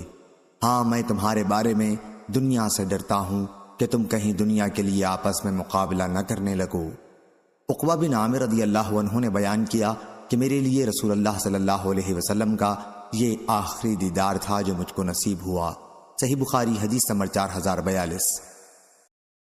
عبید اللہ بن موسیٰ نے بیان کیا، ان سے اسرائیل نے بیان کیا، ان سے ابن اسحاق، عمرو بن عبید اللہ سبیعی نے اور ان سے برا رضی اللہ عنہ نے بیان کیا کہ جنگ احد کے موقع پر جب مشرکین سے مقابلے کے لیے ہم پہنچے تو آن حضرت صلی اللہ علیہ وسلم نے تیر اندازوں کا ایک دستہ عبداللہ بن جبیر رضی اللہ عنہ کی ماتحتی میں پہاڑی پر مقرر فرمایا تھا اور انہیں یہ حکم دیا تھا کہ تم اپنی جگہ سے نہ ہٹنا، اس وقت بھی جب تم لوگ دیکھ لو کہ ہم ان پر غالب آ گئے، پھر بھی یہاں سے نہ ہٹنا، اور اس وقت بھی جب تک دیکھ لو کہ وہ ہم پر غالب آ گئے، تم لوگ ہماری مدد کے لیے نہ آنا۔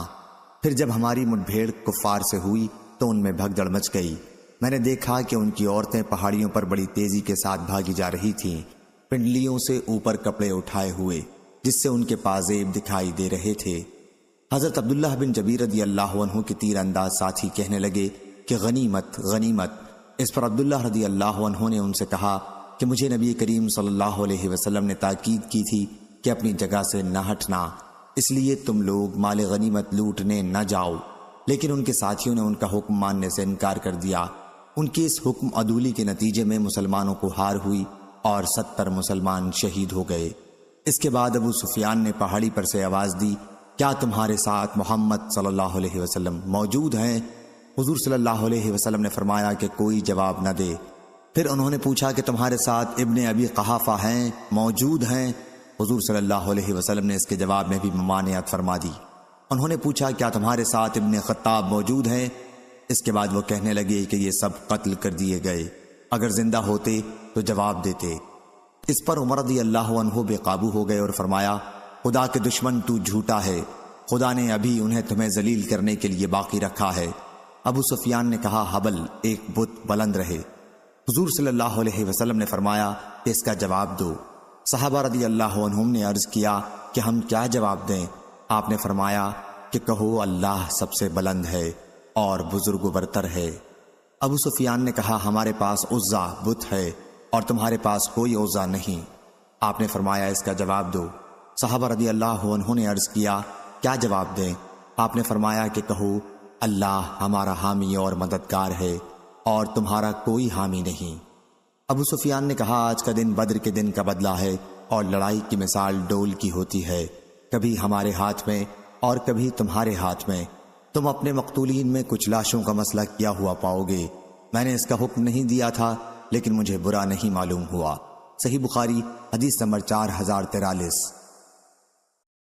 عبداللہ بن محمد نے خبر دی، کہا ہم سے سفیان نے بیان کیا، ان سے عمروں نے اور ان سے حضرت جابر رضی اللہ عنہ نے بیان کیا کہ بعض صحابہ نے غزوہ احد کی صبح کو شراب پی جو ابھی حرام نہیں ہوئی تھی اور پھر شہادت کی موت نصیب ہوئی۔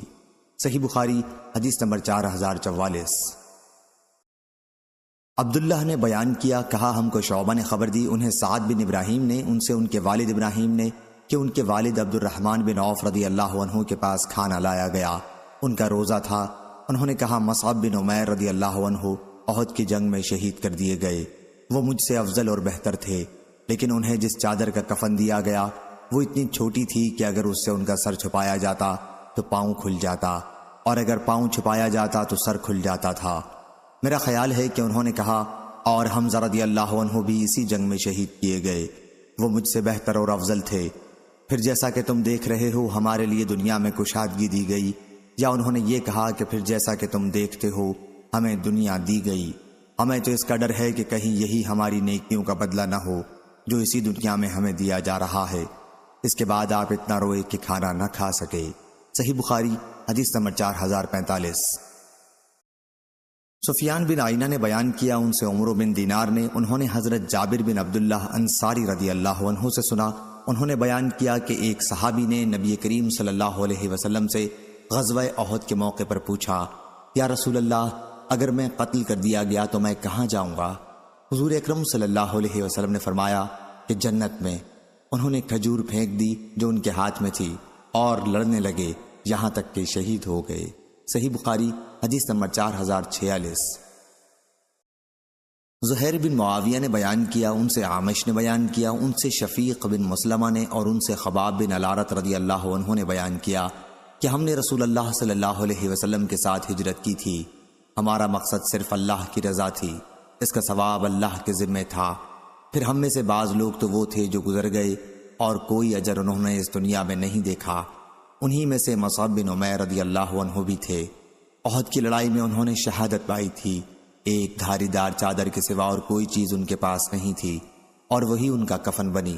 جب ہم اس سے ان کا سر چھپاتے تو پاؤں کھل جاتے اور پاؤں چھپاتے تو سر کھل جاتا۔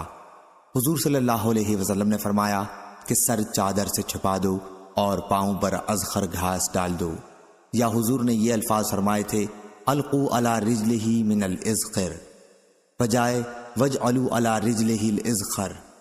اور ہم میں بعض وہ تھے جنہیں ان کے اس عمل کا بدلہ اسی دنیا میں مل رہا ہے اور وہ اس سے فائدہ اٹھا رہے ہیں۔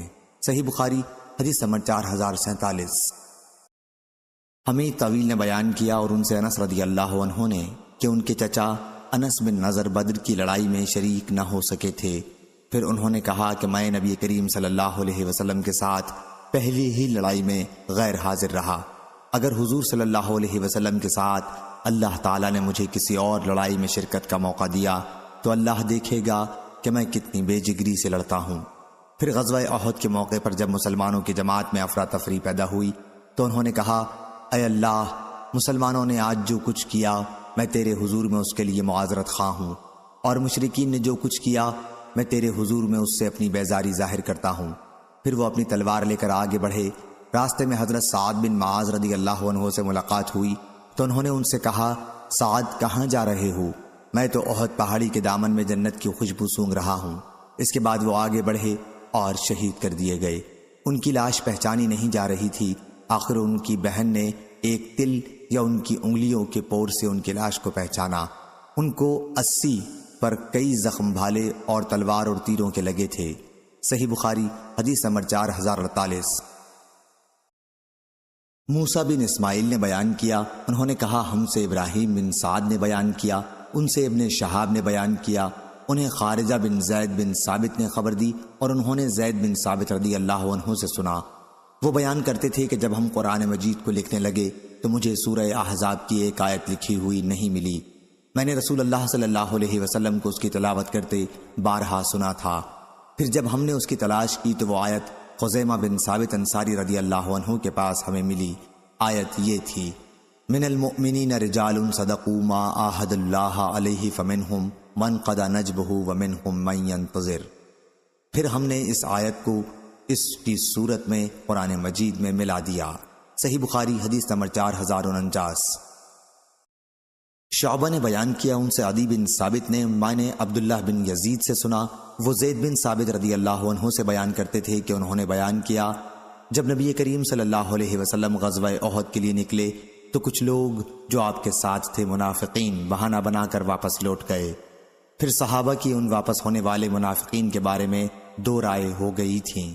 ایک جماعت تو کہتی تھی ہمیں پہلے ان سے جنگ کرنی چاہیے، اور دوسری جماعت کہتی تھی کہ ان سے ہمیں جنگ نہ کرنی چاہیے۔ اس پر آیت نازل ہوئی، پس تمہیں کیا ہو گیا ہے کہ منافقین کے بارے میں تمہاری دو جماعتیں ہو گئی ہیں، حالانکہ اللہ تعالیٰ نے ان کے بداعمال کی وجہ سے انہیں کفر کی طرف لوٹا دیا ہے۔ اور حضور اکرم صلی اللہ علیہ وسلم نے فرمایا کہ مدینہ طیبہ ہے، سرکشوں کو یہ اس طرح اپنے سے دور کر دیتا ہے جیسے آگ کی بھٹی چاندی کی میل کچیل کو دور کر دیتی ہے۔ صحیح بخاری حدیث نمبر 4050۔ محمد بن یوسف نے بیان کیا، کہا ہم سے ابن آئینہ نے بیان کیا، ان سے عمروں نے، ان سے جابر رضی اللہ عنہ نے بیان کیا کہ یہ آیت ہمارے بارے میں نازل ہوئی تھی، اذ ہمت طائفتان منکم ان تفشلا، سورہ آل عمران آیت نمبر 122، یعنی بنی حارثہ اور بنی سلمہ کے بارے میں میری یہ خواہش نہیں ہے کہ یہ آیت نازل نہ ہوتی، جبکہ اللہ آگے فرما رہا ہے کہ اور اللہ ان دونوں جماعتوں کا مددگار تھا۔ صحیح بخاری حدیث نمبر 4051۔ سفیان بن آئینہ نے بیان کیا، کہا ہم کو عمرو بن دینار نے خبر دی اور ان سے حضرت جابر بن عبداللہ انصاری رضی اللہ عنہ نے بیان کیا کہ رسول اللہ صلی اللہ علیہ وسلم نے مجھ سے دریافت فرمایا، جابر کیا نکاح کر لیا؟ میں نے عرض کیا جی ہاں۔ حضرت صلی اللہ علیہ وسلم نے فرمایا، کنواری سے یا بیوہ سے؟ میں نے عرض کیا کہ بیوہ سے۔ حضور صلی اللہ علیہ وسلم نے فرمایا، کسی کنواری لڑکی سے کیوں نہ کیا جو تمہارے ساتھ کھیلا کرتی؟ میں نے عرض کیا، یا رسول اللہ، میرے والد احد کی لڑائی میں شہید ہو گئے، 9 لڑکیاں چھوڑیں، پس میری 9 بہنیں موجود ہیں، اس لیے میں نے مناسب نہیں خیال کیا کہ انہی جیسی ناتجربہ کار لڑکی انہی کے پاس لا کر بٹھا دوں، بلکہ ایک ایسی عورت لاؤں جو ان کی دیکھ بھال کر سکے اور ان کی صفائی و ستھرائی کا خیال رکھے۔ حضور صلی اللہ علیہ وسلم نے فرمایا کہ تم نے اچھا کیا۔ صحیح بخاری حدیث نمبر 4052۔ احمد بن ابی شریح نے بیان کیا، کہا ہم کو عبید اللہ بن موسیٰ نے خبر دی، ان سے شیبان نے بیان کیا، ان سے فراس نے، ان سے شعبی نے بیان کیا کہ میں نے جابر بن عبداللہ رضی اللہ عنہ سے سنا کہ ان کے والد عبداللہ رضی اللہ عنہ احد کی لڑائی میں شہید ہو گئے تھے اور قرض چھوڑ گئے تھے، اور 6 لڑکیاں بھی۔ جب درختوں سے کھجور اتارے جانے کا وقت قریب آیا تو انہوں نے بیان کیا کہ میں نبی کریم صلی اللہ علیہ وسلم کی خدمت میں حاضر ہوا، جیسا کہ حضور صلی اللہ علیہ وسلم کے علم میں ہے، میرے والد صاحب احد کی لڑائی میں شہید ہو گئے اور قرض چھوڑ گئے ہیں۔ میں جانتا تھا کہ قرض خواہ آپ کو دیکھ لیں اور کچھ نرمی برتیں۔ حضور صلی اللہ علیہ وسلم نے فرمایا، جاؤ اور ہر قسم کی کھجور کا الگ الگ ڈھیر لگا لو۔ میں نے حکم کے مطابق عمل کیا اور پھر آپ کو بلانے گیا۔ جب قرض خواہوں نے آپ کو دیکھا تو جیسے اس وقت مجھ پر اور زیادہ بھڑک اٹھے، کیونکہ وہ یہودی تھے۔ حضور صلی اللہ علیہ وسلم نے جب ان کا یہ طرز عمل دیکھا تو آپ پہلے سب سے بڑے ڈھیر کے چاروں طرف 3 مرتبہ گھومے، اس کے بعد اس پر بیٹھ گئے اور فرمایا، اپنے قرض خواہوں کو بلا لاؤ۔ حضور صلی اللہ علیہ وسلم برابر انہیں ناپ کے دیتے رہے، یہاں تک کہ اللہ تعالیٰ نے میرے والد کی طرف سے ان کی ساری امانت ادا کر دی۔ میں اس پر خوش تھا کہ اللہ تعالیٰ میرے والد کی امانت ادا کرا دے اور میں اپنی بہنوں کے لیے ایک کھجور بھی نہ لے جاؤں، لیکن اللہ تعالیٰ نے تمام دوسرے ڈھیر بچا دیے، بلکہ اس ڈھیر کو بھی جب میں نے دیکھا جس پر حضور صلی اللہ علیہ وسلم بیٹھے ہوئے تھے کہ جیسے اس میں سے ایک کھجور کا دانہ بھی کم نہیں ہوا۔ صحیح بخاری حدیث نمبر 4053۔ ابراہیم بن سعد نے بیان کیا ان سے ان کے باپ نے ان کے دادا سے کہ سعد بن ابی وقاص رضی اللہ عنہ نے بیان کیا، غزوہ احد کے موقع پر میں نے رسول اللہ صلی اللہ علیہ وسلم کو دیکھا اور آپ کے ساتھ 2 اور اصحاب یعنی جبرائیل اور میکائیل انسانی صورت میں آئے ہوئے تھے۔ وہ آپ کو اپنی حفاظت میں لے کر کفار سے بڑی سختی سے لڑ رہے تھے۔ ان کے جسم پر سفید کپڑے تھے، میں نے انہیں نہ اس سے پہلے کبھی دیکھا تھا اور نہ اس کے بعد کبھی دیکھا۔ صحیح بخاری حدیث نمبر 4054۔ مروان بن معاویہ نے بیان کیا، کہا ہم سے ہاشم بن ہاشم سعدی نے بیان کیا، کہا میں نے سعید بن مسیب سے سنا، انہوں نے بیان کیا کہ میں نے سعد بن ابی وقاص رضی اللہ عنہ سے سنا۔ وہ بیان کرتے تھے کہ غزوہ احد کے موقع پر رسول کریم صلی اللہ علیہ وسلم نے اپنے ترکش کے تیر مجھے نکال کر دیے اور فرمایا، خوب تیر برسائے جا، میرے ماں باپ تم پر فدا ہوں۔ صحیح بخاری حدیث نمبر 4055۔ یحییٰ نے بیان کیا، ان سے یحییٰ بن سعید نے بیان کیا، انہوں نے کہا میں نے سعید بن مسیب سے سنا، انہوں نے بیان کیا کہ میں نے سعد بن ابی وقاص رضی اللہ عنہ سے سنا۔ وہ بیان کرتے تھے کہ غزوہ احد کے موقع پر رسول اللہ صلی اللہ علیہ وسلم نے میری ہمت افزائی کے لیے اپنے والد اور والدہ دونوں کو جمع فرمایا کہ میرے ماں باپ تم پر فدا ہوں۔ صحیح بخاری حدیث نمبر 4056۔ لیث بن سعد نے بیان کیا، ان سے یحییٰ بن کثیر نے بیان کیا، ان سے عبداللہ بن المسیب نے، انہوں نے بیان کیا کہ سعد بن ابی وقاص رضی اللہ عنہ نے بیان کیا، رسول کریم صلی اللہ علیہ وسلم نے غزوہ احد کے موقع پر میری ہمت بڑھانے کے لیے اپنے والد اور والدہ دونوں کو جمع فرمایا۔ ان کی مراد آپ صلی اللہ علیہ وسلم کے اس ارشاد سے تھی جو آپ نے اس وقت فرمایا تھا جب وہ جنگ کر رہے تھے کہ میرے ماں باپ تم پر قربان ہوں۔ صحیح بخاری حدیث نمبر 4057۔ ابو نعیم نے بیان کیا، کہا ہم سے مسعر نے بیان کیا، ان سے سعد نے، ان سے ابن شداد نے بیان کیا، انہوں نے حضرت علی رضی اللہ عنہ سے سنا۔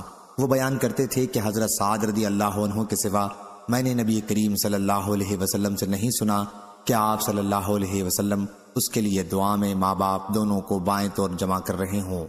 صحیح بخاری حدیث نمبر 4058۔ یسرا بن صفان نے بیان کیا، کہا ہم سے ابراہیم نے بیان کیا، ان سے ان کے والد نے، ان سے عبداللہ بن شداد نے اور ان سے حضرت علی رضی اللہ عنہ نے بیان کیا کہ سعد بن مالک کے سوا میں نے اور کسی کے لیے نبی کریم صلی اللہ علیہ وسلم کو اپنے والدین کا ایک ساتھ ذکر کرتے نہیں سنا۔ میں نے خود سنا کہ احد کے دن آپ فرما رہے تھے، سعد خوب تیر برساؤ، میرے باپ اور ماں تم پر قربان ہوں۔ صحیح بخاری حدیث نمبر 4059۔ موسیٰ بن اسماعیل نے بیان کیا، ان سے معتمر نے، ان سے ان کے والد نے بیان کیا کہ ابو عثمان بیان کرتے تھے کہ ان غزوات میں سے جن میں نبی کریم صلی اللہ علیہ وسلم نے کفار سے قتال کیا، بعض غزوہ احد میں ایک موقع پر آپ کے ساتھ طلحہ اور سعد کے سوا اور کوئی باقی نہیں رہ گیا تھا۔ ابو عثمان نے یہ بات حضرت طلحہ اور سعد رضی اللہ عنہ سے روایت کی تھی۔ صحیح بخاری حدیث نمبر 4060 4061۔ عبداللہ بن ابی الاسود نے بیان کیا، کہا ہم سے حاتم بن اسماعیل نے بیان کیا، ان سے محمد بن یوسف نے بیان کیا، انہوں نے کہا کہ میں نے صائب بن یزید سے سنا، وہ فرماتے ہیں کہ میں عبد الرحمن بن عوف، طلحہ بن عبید اللہ، مقداد بن اسود اور سعد بن ابی وقاص رضی اللہ عنہ کی صحبت میں رہا ہوں، لیکن میں نے ان حضرات میں سے کسی کو نبی کریم صلی اللہ علیہ وسلم سے کوئی حدیث بیان کرتے نہیں سنا، صرف طلحہ رضی اللہ عنہ سے غزوہ احد کے متعلق حدیث سنی تھی۔ صحیح بخاری حدیث نمبر 4062۔ وکی نے بیان کیا ان سے اسماعیل نے، ان سے قیس نے بیان کیا کہ میں نے حضرت طلحہ رضی اللہ عنہ کا وہ ہاتھ دیکھا جو شل ہو چکا تھا۔ اس ہاتھ سے انہوں نے غزوہ احد کے دن نبی کریم صلی اللہ علیہ وسلم کی حفاظت کی تھی۔ صحیح بخاری حدیث نمبر 4063۔ عبد الوارث نے بیان کیا، ان سے عبد العزیز نے بیان کیا اور ان سے حضرت انس رضی اللہ عنہ نے بیان کیا کہ غزوہ احد میں جب مسلمان نبی کریم صلی اللہ علیہ وسلم کے پاس سے منتشر ہو کر پسپا ہوئے تو حضرت ابو طلحہ رضی اللہ عنہ حضور اکرم صلی اللہ علیہ وسلم کی اپنے چمڑے کی ڈھال سے حفاظت کر رہے تھے۔ ابو طلحہ رضی اللہ عنہ بڑے تیر انداز تھے اور کمان خوب کھینچ کر تیر چلایا کرتے تھے۔ اس دن انہوں نے 2 یا 3 کمانیں توڑ دی تھیں۔ مسلمانوں سے کوئی اگر تیر کا ترکش لیے گزرتا تو حضور صلی اللہ علیہ وسلم ان سے فرماتے، یہ تیر ابو طلحہ رضی اللہ عنہ کے لیے یہیں رکھتے جاؤ۔ انس رضی اللہ عنہ نے بیان کیا کہ حضور اکرم صلی اللہ علیہ وسلم مشرکین کو دیکھنے کے لیے سر اٹھا کر جھانکتے تو ابو طلحہ رضی اللہ عنہ عرض کرتے، میرے ماں باپ آپ پر فدا ہوں، سر مبارک اوپر نہ اٹھائیے، کہیں ایسا نہ ہو کہ ادھر سے کوئی تیر حضور صلی اللہ علیہ وسلم کو آ کر لگ جائے۔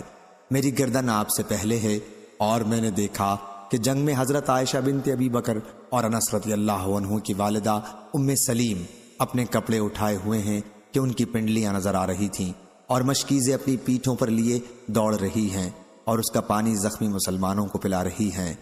پھر جب اس کا پانی ختم ہو جاتا ہے تو واپس آتی ہیں اور مشک بھر کر پھر لے جاتی ہیں اور مسلمانوں کو پانی پلاتی ہیں۔ اس دن ابو طلحہ رضی اللہ عنہ کے ہاتھ سے 2 یا 3 مرتبہ تلوار گر گئی تھی۔ صحیح بخاری حدیث نمبر 4064۔ عبداللہ بن سعید نے بیان کیا، کہا ہم سے ابو اسامہ نے بیان کیا، ان سے ہشام بن عروہ نے، ان سے ان کے والد عروہ نے اور ان سے حضرت عائشہ رضی اللہ عنہا نے بیان کیا کہ شروع جنگ احد میں پہلے مشرکین شکست کھا گئے تھے، لیکن ابلیس اللہ کی اس پر لعنت ہو دھوکہ دینے کے لیے پکارنے لگا، اے عباد اللہ مسلمانوں اپنے پیچھے والوں سے خبردار ہو جاؤ۔ اس پر آگے جو مسلمان تھے وہ لوٹ پڑے اور اپنے پیچھے والوں سے بھڑ گئے۔ حضرت حذیفہ بن یمان رضی اللہ عنہ نے جو دیکھا تو ان کے والد حضرت یمان رضی اللہ عنہ انہی میں ہیں جنہیں مسلمان اپنا دشمن مشرک سمجھ کر مار رہے تھے۔ وہ کہنے لگے، مسلمانوں یہ تو میرے والد ہیں۔ میرے والد عروہ نے بیان کیا کہ حضرت عائشہ رضی اللہ عنہا نے کہا، پس اللہ کی قسم انہوں نے ان کو اس وقت تک نہیں چھوڑا جب تک قتل نہ کر لیا۔ حضرت حذیفہ رضی اللہ عنہ نے صرف اتنا کہا کہ اللہ مسلمانوں کی غلطی معاف کرے۔ عروہ نے بیان کیا کہ اس کے بعد حضرت حذیفہ رضی اللہ عنہ برابر مغفرت کی دعا کرتے رہے یہاں تک کہ وہ اللہ سے جا ملے۔ بصرت یعنی میں دل کی آنکھوں سے کام کو سمجھتا ہوں، اور ابصرت آنکھوں سے دیکھنے کے لیے استعمال ہوتا ہے۔ یہ بھی کہا گیا ہے کہ بصرت اور ابصرت کے ایک ہی معنی ہیں۔ ابصرت دل کی آنکھوں سے دیکھنا ہے اور ابصرت ظاہر کی آنکھوں سے دیکھنا مراد ہے۔ صحیح بخاری حدیث نمبر 4065۔ ابو حمزہ نے خبر دی، ان سے عثمان بن موہب نے بیان کیا کہ ایک صاحب بیت اللہ کے حج کے لیے آئے تھے، دیکھا کہ کچھ لوگ بیٹھے ہوئے ہیں، پوچھا کہ یہ بیٹھے ہوئے کون لوگ ہیں؟ لوگوں نے بتایا کہ یہ قریش ہے۔ پوچھا کہ ان میں شیخ کون ہیں؟ بتایا کہ ابن عمر رضی اللہ عنہ۔ وہ صاحب ابن عمر رضی اللہ عنہ کے پاس آئے اور ان سے کہا کہ میں آپ سے ایک بات پوچھتا ہوں، آپ مجھ سے واقعات صحیح بیان کر دیجئے۔ اس گھر کی حرمت کی قسم دے کر میں آپ سے پوچھتا ہوں کہ آپ کو معلوم ہے کہ عثمان رضی اللہ عنہ نے غزوہ احد کے موقع پر پسپائی اختیار کی تھی؟ انہوں نے کہا ہاں صحیح ہے۔ انہوں نے پوچھا آپ کو یہ بھی معلوم ہے کہ عثمان رضی اللہ عنہ بدر کی لڑائی میں شریک نہیں تھے؟ کہا کہ ہاں۔ اور آپ کو یہ بھی معلوم ہے کہ وہ بیعت رضوان صلح حدیبیہ میں بھی پیچھے رہ گئے تھے اور حاضر نہ ہو سکے تھے؟ انہوں نے کہا کہ ہاں یہ بھی صحیح ہے۔ اس پر ان صاحب نے مارے خوشی کہ اللہ اکبر کہا، لیکن ابن عمر رضی اللہ عنہ نے کہا یہاں آؤ میں تمہیں بتاؤں گا، اور جو سوالات تم نے کیے ہیں ان کی میں تمہارے سامنے تفصیل بیان کر دوں گا۔ احد کی لڑائی میں فرار سے متعلق جو تم نے کہا تو میں گواہی دیتا ہوں کہ اللہ تعالیٰ نے ان کی غلطی معاف کر دی ہے۔ بدر کی لڑائی میں ان کے نہ ہونے کے متعلق جو تم نے کہا تو اس کی وجہ یہ تھی کہ ان کے نکاح میں رسول اللہ کی صاحبزادی رقیہ رضی اللہ عنہا تھیں اور وہ بیمار تھیں۔ آپ نے فرمایا تھا کہ تمہیں اس شخص کے برابر ثواب ملے گا جو بدر کی لڑائی میں شریک ہوگا، اور اسی کے برابر مال غنیمت سے حصہ بھی ملے گا۔ بیعت رضوان میں ان کی عدم شرکت کا جہاں تک سوال ہے تو وادی مکہ میں عثمان بن عفان رضی اللہ عنہ سے زیادہ کوئی شخص ہر دل عزیز ہوتا تو حضور صلی اللہ علیہ وسلم ان کے بجائے اسی کو بھیجتے، اس لیے حضرت عثمان رضی اللہ عنہ کو وہاں بھیجنا پڑا۔ اور بیعت رضوان اس وقت ہوئی جب وہ مکے میں تھے بیعت لیتے ہوئے۔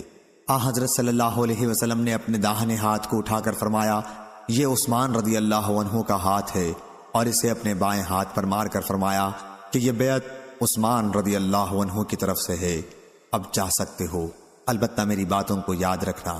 صحیح بخاری حدیث نمبر 4066۔ عمرو بن خالد نے بیان کیا، کہا ہم سے زہیر نے بیان کیا، کہا ہم سے ابو اسحاق نے بیان کیا، کہا کہ میں نے حضرت برا بن عازب رضی اللہ عنہ سے سنا، انہوں نے بیان کیا کہ غزوہ احد کے موقع پر رسول کریم صلی اللہ علیہ وسلم نے تیر اندازوں کے پیدل دستے کا امیر عبداللہ بن جبیر رضی اللہ عنہ کو بنایا تھا، لیکن وہ لوگ شکست خوردہ ہو کر آئے۔ آیت والرسول یدعوکم فی اخرکم انہی کے بارے میں نازل ہوئی تھی، اور یہ ہزیمت اس وقت پیش آئی جبکہ رسول اللہ صلی اللہ علیہ وسلم ان کو پیچھے سے پکار رہے تھے۔ صحیح بخاری حدیث نمبر 4067۔ یزید بن زری نے بیان کیا، ان سے سعید نے بیان کیا، انہوں نے قتادہ سے سنا، اور ان سے انس رضی اللہ عنہ نے اور ان سے ابو طلحہ رضی اللہ عنہ نے بیان کیا کہ میں ان لوگوں میں تھا جنہیں غزوہ احد کے موقع پر اونگ نے آ گھیرا تھا، اور اسی حالت میں میری تلوار کئی مرتبہ ہاتھ سے چھوٹ کر بے اختیار گر پڑی تھی، میں اسے اٹھا لیتا پھر گر جاتی اور میں اسے پھر اٹھا لیتا۔ صحیح بخاری حدیث نمبر 4068۔ عبداللہ نے خبر دی، کہا ہم کو معمر نے خبر دی، انہیں زہری نے، انہیں سالم نے اپنے والد عبداللہ بن عمر رضی اللہ عنہ سے کہ انہوں نے رسول اللہ صلی اللہ علیہ وسلم سے سنا جب حضرت صلی اللہ علیہ وسلم فجر کی آخری رکعت کی رکوع سے سر مبارک اٹھاتے تو یہ دعا کرتے، اے اللہ فلاں فلاں اور فلاں یعنی صفوان بن امیہ، سہیل بن عمرو اور حارث بن حشام کو اپنی رحمت سے دور کر دے۔ یہ دعا آپ سمع اللہ لمن حمدہ ربنا لک الحمد کے بعد کرتے تھے۔ اس پر اللہ تعالیٰ نے آیت لیس لک من الامر شیء فانہم ظالمون آل عمران آیت نمبر 128 تک نازل کی۔ صحیح بخاری حدیث نمبر 4069۔ حنظلہ بن ابی سفیان سے روایت ہے، انہوں نے بیان کیا کہ میں نے سالم بن عبداللہ سے سنا، وہ بیان کرتے تھے کہ رسول اللہ صلی اللہ علیہ وسلم صفوان بن امیہ، سہیل بن عمرو اور حارث بن حشام کے لیے بد دعا کرتے تھے۔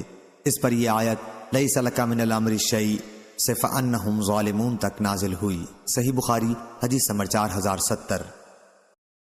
لیث نے بیان کیا، ان سے یونس نے بیان کیا، ان سے ابن شہاب نے بیان کیا کہ ثعلبہ بن ابی مالک نے بیان کیا کہ حضرت عمر بن خطاب رضی اللہ عنہ نے مدینہ کی خواتین میں چادریں تقسیم کروائیں، ایک عمدہ قسم کی چادر باقی بچ گئی تو ایک صاحب نے جو وہیں موجود تھے عرض کیا، یا امیر المومنین یہ چادر رسول اللہ صلی اللہ علیہ وسلم کے نواسی کو دے دیجئے جو آپ کے نکاح میں ہے۔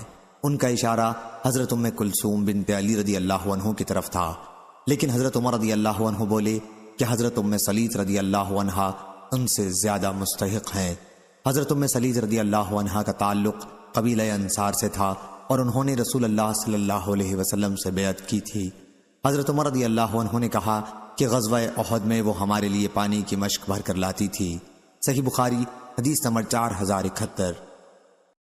عبدالعزیز بن عبداللہ بن ابی سلمہ نے بیان کیا، ان سے عبداللہ بن فضل نے، ان سے سلیمان بن یسار نے، ان سے جعفر بن عمرو بن امیہ زمری رضی اللہ عنہ نے بیان کیا کہ میں عبید اللہ بن عدی بن خیار رضی اللہ عنہ کے ساتھ روانہ ہوا، اور جب حمص پہنچے تو مجھ سے عبید اللہ رضی اللہ عنہ نے کہا، آپ کو وحشی ابن حرب ابشی جس نے غزوہ احد میں حمزہ رضی اللہ عنہ کو قتل کیا اور ہندہ زوجہ ابو سفیان نے ان کی لاش کا مسئلہ کیا تھا سے تعارف ہے، ہم چل کے ان سے حمزہ رضی اللہ عنہ کی شہادت کے بارے میں معلوم کرتے ہیں۔ میں نے کہا کہ ٹھیک ہے، ضرور چلو۔ وحشی حمص میں موجود تھا، چنانچہ ہم نے لوگوں سے ان کے بارے میں معلوم کیا تو ہمیں بتایا گیا کہ وہ اپنے مکان کے سائے میں بیٹھے ہوئے ہیں جیسے کوئی بڑا سا کپا ہو۔ انہوں نے بیان کیا کہ پھر ہم ان کے پاس آئے اور تھوڑی دیر ان کے پاس کھڑے رہے، پھر سلام کیا تو انہوں نے سلام کا جواب دیا۔ بیان کیا کہ عبید اللہ نے اپنے امامہ کو جسم پر اس طرح لپیٹ رکھا تھا کہ وحشی صرف ان کی آنکھیں اور پاؤں دیکھ سکتے تھے۔ عبید اللہ نے پوچھا، اے وحشی کیا تم نے مجھے پہچانا؟ راوی نے بیان کیا کہ پھر اس نے عبید اللہ کو دیکھا اور کہا کہ نہیں، خدا کی قسم البتہ میں اتنا جانتا ہوں کہ عدی بن خیار نے ایک عورت سے نکاح کیا تھا، اسے ام قتال بنت ابی العیس کہا جاتا تھا۔ پھر مکے میں اس کے یہاں ایک بچہ پیدا ہوا اور میں اس کے لیے کسی اناج کی تلاش کے لیے گیا تھا، پھر میں اس بچے کو اس کی رضائی ماں کے پاس لے گیا اور اس کی والدہ بھی ساتھ تھی، غالباً میں نے تمہارے پاؤں دیکھے تھے۔ بیان کیا کہ اس پر عبید اللہ بن عدی رضی اللہ عنہ نے اپنے چہرے سے کپڑا ہٹا لیا اور کہا ہمیں تم حمزہ رضی اللہ عنہ کی شہادت کے واقعات بتا سکتے ہو؟ انہوں نے کہا کہ ہاں۔ بات یہ ہوئی کہ بدر کی لڑائی میں حضرت حمزہ رضی اللہ عنہ نے طعیمہ بن عدی بن خیار کو قتل کیا تھا۔ میرے آقا جبیر بن مطعم نے مجھ سے کہا کہ اگر تم نے حمزہ رضی اللہ عنہ کو میرے چچا طعیمہ کے بدلے میں قتل کر دیا تو تم آزاد ہو جاؤ گے۔ انہوں نے بتایا کہ پھر جب قریش عینین کی جنگ کے لیے نکلے، عینین احد کی ایک پہاڑی ہے اور اس کے اور احد کے درمیان ایک وادی حائل ہے، تو میں بھی ان کے ساتھ جنگ کے ارادے سے ہو لیا۔ جب دونوں فوجیں آمنے سامنے لڑنے کے لیے صف آرا ہوئیں تو قریش کی صف میں سے صبا بن عبد العزا نکلا اور اس نے آواز دی ہے کوئی لڑنے والا۔ بیان کیا کہ اس کی اس دعوت مبارزت پر امیر حمزہ بن عبد المطلب رضی اللہ عنہ نکل کر آئے اور فرمایا اے صبا، اے ام انمار کے بیٹے جو عورتوں کے ختنے کیا کرتی تھی، تو اللہ اور اس کے رسول سے لڑنے آیا ہے۔ بیان کیا کہ پھر حمزہ رضی اللہ عنہ نے اس پر حملہ کیا اور اسے قتل کر دیا۔ اب وہ واقعہ گزرے ہوئے دن کی طرح ہو چکا تھا۔ وحشی نے بیان کیا کہ ادھر میں ایک چٹان کے نیچے حمزہ رضی اللہ عنہ کی طاق میں تھا، اور جو ہی وہ مجھ سے قریب ہوئے میں نے ان پر اپنا چھوٹا نیزہ پھینک کر مارا۔ نیزہ ان کی ناف کے نیچے جا کر لگا اور ان کی سیرین کے پار ہو گیا۔ بیان کیا کہ یہی ان کی شہادت کا سبب بنا۔ پھر قریش واپس ہوئے تو میں بھی ان کے ساتھ واپس آ گیا اور مکے میں مقیم رہا، لیکن جب مکہ بھی اسلامی سلطنت کے تحت آ گیا تو میں طائف چلا گیا۔ طائف والوں نے رسول اللہ صلی اللہ علیہ وسلم کی خدمت میں ایک قاصد بھیجا تو مجھ سے وہاں کے لوگوں نے کہا کہ انبیاء کسی پر زیادتی نہیں کرتے، اس لیے تم مسلمان ہو جاؤ، اسلام قبول کرنے کے بعد تمہاری پچھلی تمام غلطیاں معاف ہو جائیں گی۔ چنانچہ میں بھی ان کے ساتھ روانہ ہوا۔ جب آن حضرت صلی اللہ علیہ وسلم کی خدمت میں پہنچا اور آپ نے مجھے دیکھا تو دریافت فرمایا کیا تمہارا ہی نام وحشی ہے؟ میں نے عرض کیا کہ جی ہاں۔ حضور صلی اللہ علیہ وسلم نے فرمایا کیا تم ہی نے حمزہ رضی اللہ عنہ کو قتل کیا تھا؟ میں نے عرض کیا جو آن حضرت صلی اللہ علیہ وسلم کو اس معاملے میں معلوم ہے وہی صحیح ہے۔ حضور نے اس پر فرمایا کیا تم ایسا کر سکتے ہو کہ اپنی صورت مجھے کبھی نہ دکھاؤ؟ انہوں نے بیان کیا کہ پھر میں وہاں سے نکل گیا۔ پھر حضور صلی اللہ علیہ وسلم کی جب وفات ہوئی تو مسلمہ کذاب نے خروج کیا۔ اب میں نے سوچا کہ مجھے مسلمہ کذاب کے خلاف جنگ میں ضرور شرکت کرنی چاہیے، ممکن ہے میں اسے قتل کر دوں اور اس طرح حمزہ رضی اللہ عنہ کے قتل کا کچھ بدل ہو سکے۔ انہوں نے بیان کیا کہ پھر میں بھی اس کے خلاف جنگ کے لیے مسلمانوں کے ساتھ نکلا۔ اس سے جنگ کے واقعات سب کو معلوم ہیں۔ بیان کیا کہ میدان جنگ میں میں نے دیکھا کہ ایک شخص مسلمہ ایک دیوار کی دراز سے لگا کھڑا ہے، جیسے گندمی رنگت کا کوئی اونٹ ہو، سر کے بال پریشان تھے۔ بیان کیا کہ میں نے اس پر بھی اپنا چھوٹا نیزہ پھینک کر مارا، نیزہ اس کے سینے پر لگا اور شانوں کو پار کر گیا۔ بیان کیا کہ اتنے میں ایک صحابی انصاری جھپٹے اور تلوار سے اس کی کھوپڑی پر مارا۔ عبدالعزیز بن عبداللہ نے بیان کیا، ان سے عبداللہ بن فضل نے بیان کیا کہ پھر مجھے سلیمان بن یسار نے خبر دی اور انہوں نے عبداللہ بن عمر رضی اللہ عنہ سے سنا۔ وہ بیان کر رہے تھے کہ مسلمہ کے قتل کے بعد ایک لڑکی نے چھت پر کھڑی ہو کر اعلان کیا کہ امیر المومنین کو ایک کالے غلام یعنی حضرت وحشی نے قتل کر دیا۔ صحیح بخاری حدیث نمبر 4072۔ عبد الرزاق نے بیان کیا، ان سے معمر نے، ان سے حمام نے اور انہوں نے ابو ہریرہ رضی اللہ عنہ سے سنا۔ انہوں نے بیان کیا کہ رسول اللہ صلی اللہ علیہ وسلم نے فرمایا اللہ تعالیٰ کا غضب اس قوم پر انتہائی سخت ہوا جس نے اس کے نبی کے ساتھ یہ کیا۔ آپ کا اشارہ آگے کے دندان مبارک کے ٹوٹ جانے کی طرف تھا۔ اللہ تعالیٰ کا غضب اس شخص ابی بن خلف پر انتہائی سخت ہوا جسے اس کے نبی صلی اللہ علیہ وسلم نے اللہ کے راستے میں قتل کیا۔ صحیح بخاری حدیث نمبر 4073۔ یحییٰ بن سعید اموی نے بیان کیا، کہا ہم سے ابن جریج نے بیان کیا، ان سے عمرو بن دینار نے بیان کیا، ان سے اکرمہ نے اور ان سے حضرت عبداللہ بن عباس رضی اللہ عنہ نے بیان کیا کہ اللہ تعالیٰ کا اس شخص پر انتہائی غضب نازل ہوا جسے اللہ کے نبی صلی اللہ علیہ وسلم نے قتل کیا تھا۔ اللہ تعالیٰ کا انتہائی غضب اس قوم پر نازل ہوا جنہوں نے اللہ کے نبی صلی اللہ علیہ وسلم کے چہرہ مبارک کو غزوہ احد کے موقع پر خون آلود کر دیا تھا۔ صحیح بخاری حدیث نمبر 4074۔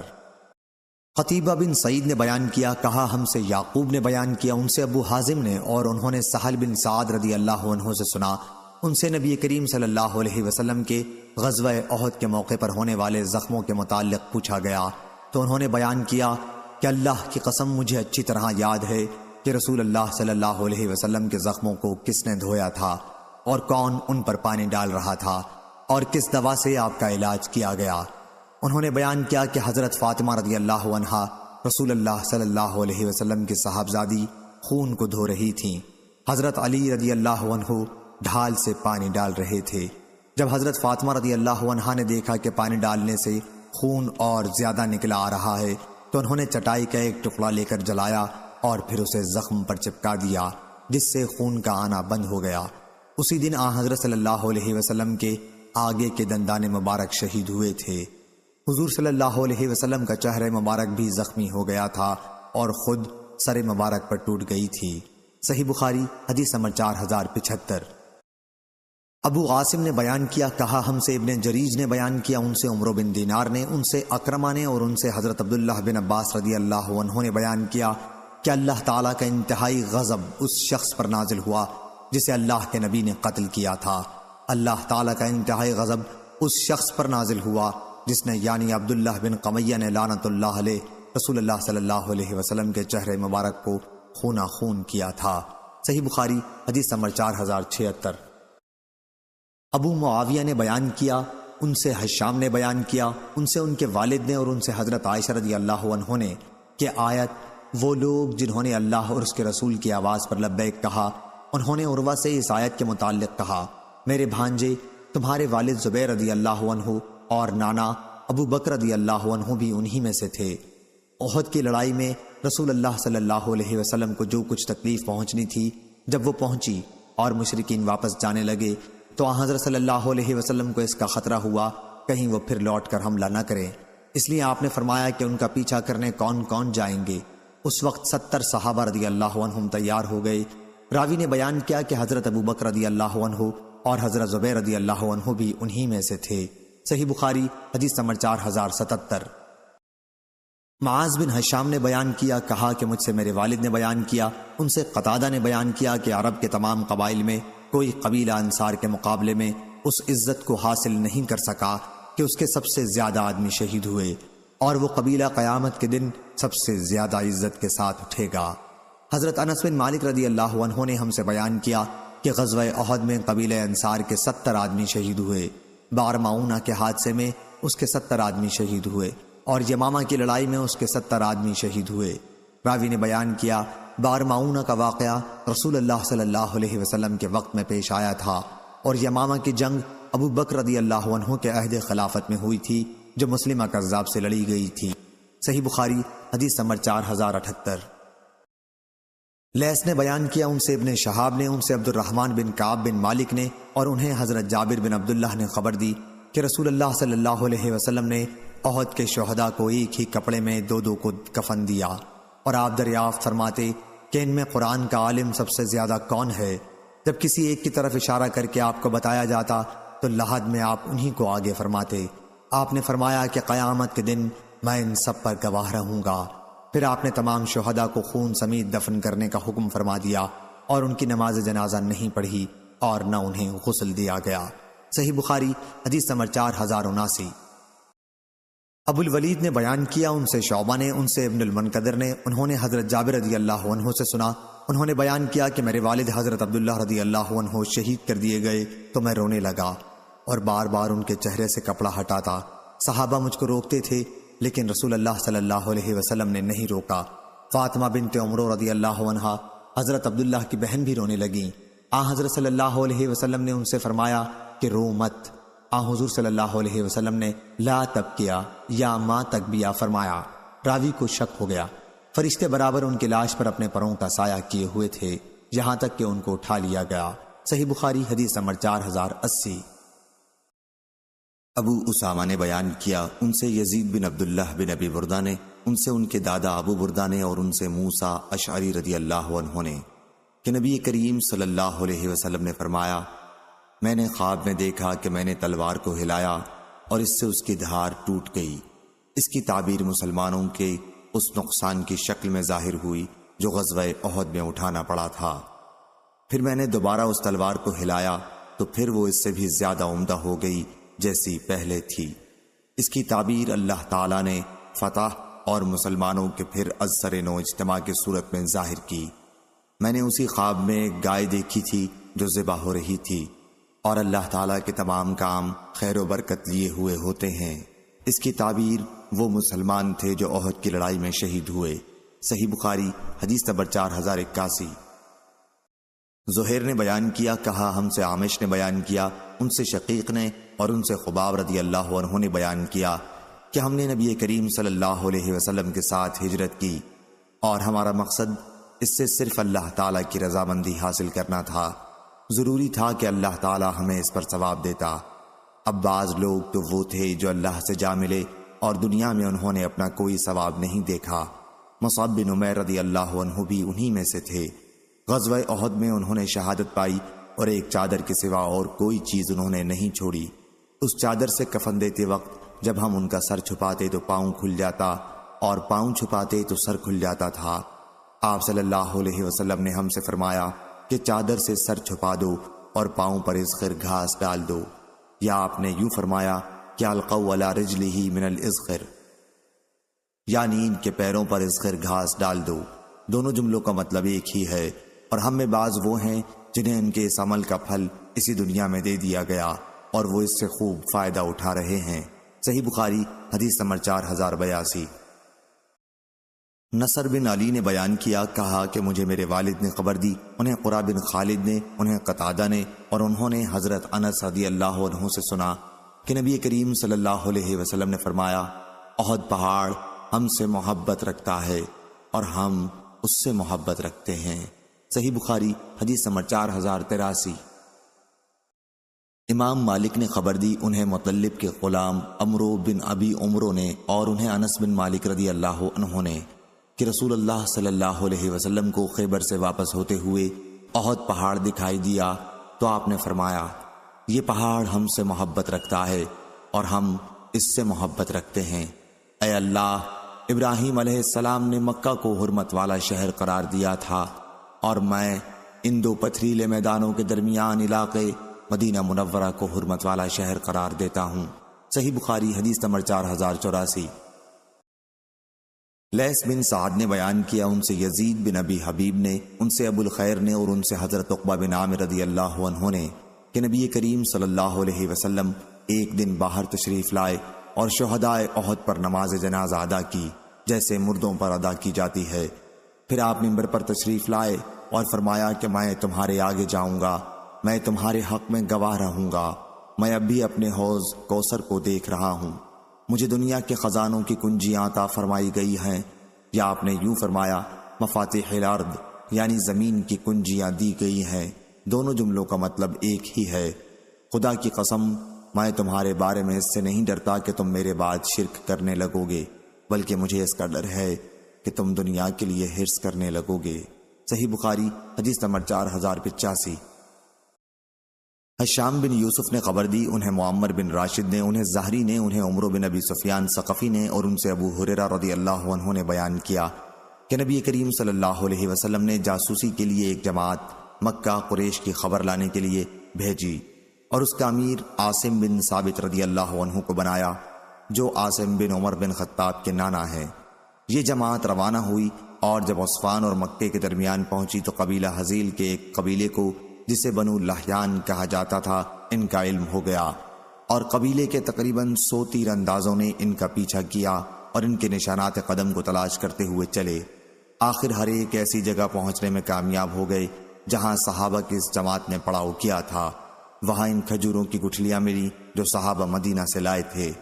قبیلہ والوں نے کہا کہ یہ تو یثرب کی کھجور کی گٹھلی ہے۔ اب انہوں نے پھر تلاش شروع کی اور صحابہ کو پا لیا۔ عاصم رضی اللہ عنہ اور ان کے ساتھیوں نے جب یہ صورتحال دیکھی تو صحابہ کی اس جماعت نے ایک ٹیلے پر چڑھ کر پناہ لی۔ قبیلے والوں نے وہاں پہنچ کر ٹیلے کو اپنے گھیرے میں لے لیا اور صحابہ سے کہا کہ ہم تمہیں یقین دلاتے ہیں اور عہد کرتے ہیں کہ اگر تم نے ہتھیار ڈال دیے تو ہم تم میں سے کسی کو بھی قتل نہیں کریں گے۔ اس پر عاصم رضی اللہ عنہ بولے، میں تو کسی کافر کی حفاظت و امن میں اپنے کو کسی صورت میں بھی نہیں دے سکتا۔ اے اللہ، ہمارے ساتھ پیش آنے والے حالات کی خبر اپنے نبی کو پہنچا دے۔ چنانچہ ان صحابہ نے ان سے قتال کیا اور عاصم اپنے 6 ساتھیوں کے ساتھ ان کے تیروں سے شہید ہو گئے۔ خبیب، زید، اور ایک اور صحابی ان کے حملوں سے ابھی محفوظ تھے۔ قبیلے والوں نے پھر حفاظت و امان کا یقین دلایا۔ یہ حضرات ان کی یقین دہانی پر اتر آئے۔ پھر قبیلے والوں نے انہیں پوری طرح اپنے قبضے میں لے لیا تو ان کی کمان کی تانت اتار کر ان صحابہ کو انہی سے باندھ دیا۔ تیسرے صحابی جو خبیب اور زید کے ساتھ تھے، انہوں نے کہا کہ یہ تمہاری پہلی غداری ہے۔ انہوں نے ان کے ساتھ جانے سے انکار کر دیا۔ پہلے تو قبیلے والوں نے انہیں گھسیٹا اور اپنے ساتھ لے جانے کے لیے زور لگاتے رہے، لیکن جب وہ کسی طرح تیار نہ ہوئے تو انہیں وہیں قتل کر دیا اور خبیب اور زید کو ساتھ لے کر روانہ ہوئے۔ پھر انہیں مکے میں لا کر بیچ دیا۔ خبیب رضی اللہ عنہ کو تو حارث بن عامر بن نوفل کے بیٹوں نے خرید لیا، کیونکہ خبیب رضی اللہ عنہ نے بدر کی جنگ میں حارث کو قتل کیا تھا۔ وہ ان کے یہاں کچھ دنوں تک قیدی کی حیثیت سے رہے۔ اس وقت ان سب کا خبیب رضی اللہ عنہ کے قتل پر اتفاق ہو چکا، تو اتفاق سے انہی دنوں حارث کی ایک لڑکی زینب سے انہوں نے موئے زیر ناف صاف کرنے کے لیے استرا مانگا اور انہوں نے ان کو استرا دے دیا تھا۔ ان کا بیان تھا کہ میرا لڑکا میری غفلت میں خبیب رضی اللہ عنہ کے پاس چلا گیا۔ انہوں نے اسے اپنی ران پر بٹھا لیا۔ میں نے جو اسے اس حالت میں دیکھا تو بہت گھبرائی۔ انہوں نے میری گھبراہٹ کو جان لیا۔ اس طرح ان کے ہاتھ میں تھا۔ انہوں نے مجھ سے کہا، کیا تمہیں اس کا خطرہ ہے کہ میں اس بچے کو قتل کر دوں گا؟ انشاءاللہ میں ایسا ہرگز نہیں کر سکتا۔ ان کا بیان تھا کہ خبیب رضی اللہ عنہ سے بہتر قیدی میں نے کبھی نہیں دیکھا تھا۔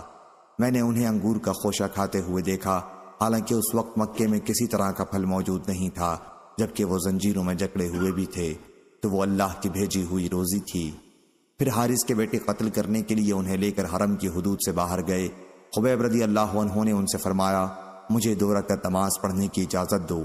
انہوں نے اجازت دے دی، اور جب وہ نماز سے فارغ ہوئے تو ان سے فرمایا کہ اگر تم یہ خیال نہ کرنے لگتے کہ میں موت سے گھبرا گیا ہوں تو اور زیادہ نماز پڑھتا۔ خبیب رضی اللہ عنہ ہی پہلے وہ شخص ہیں جن سے قتل سے پہلے 2 رکعت نماز کا طریقہ چلا ہے۔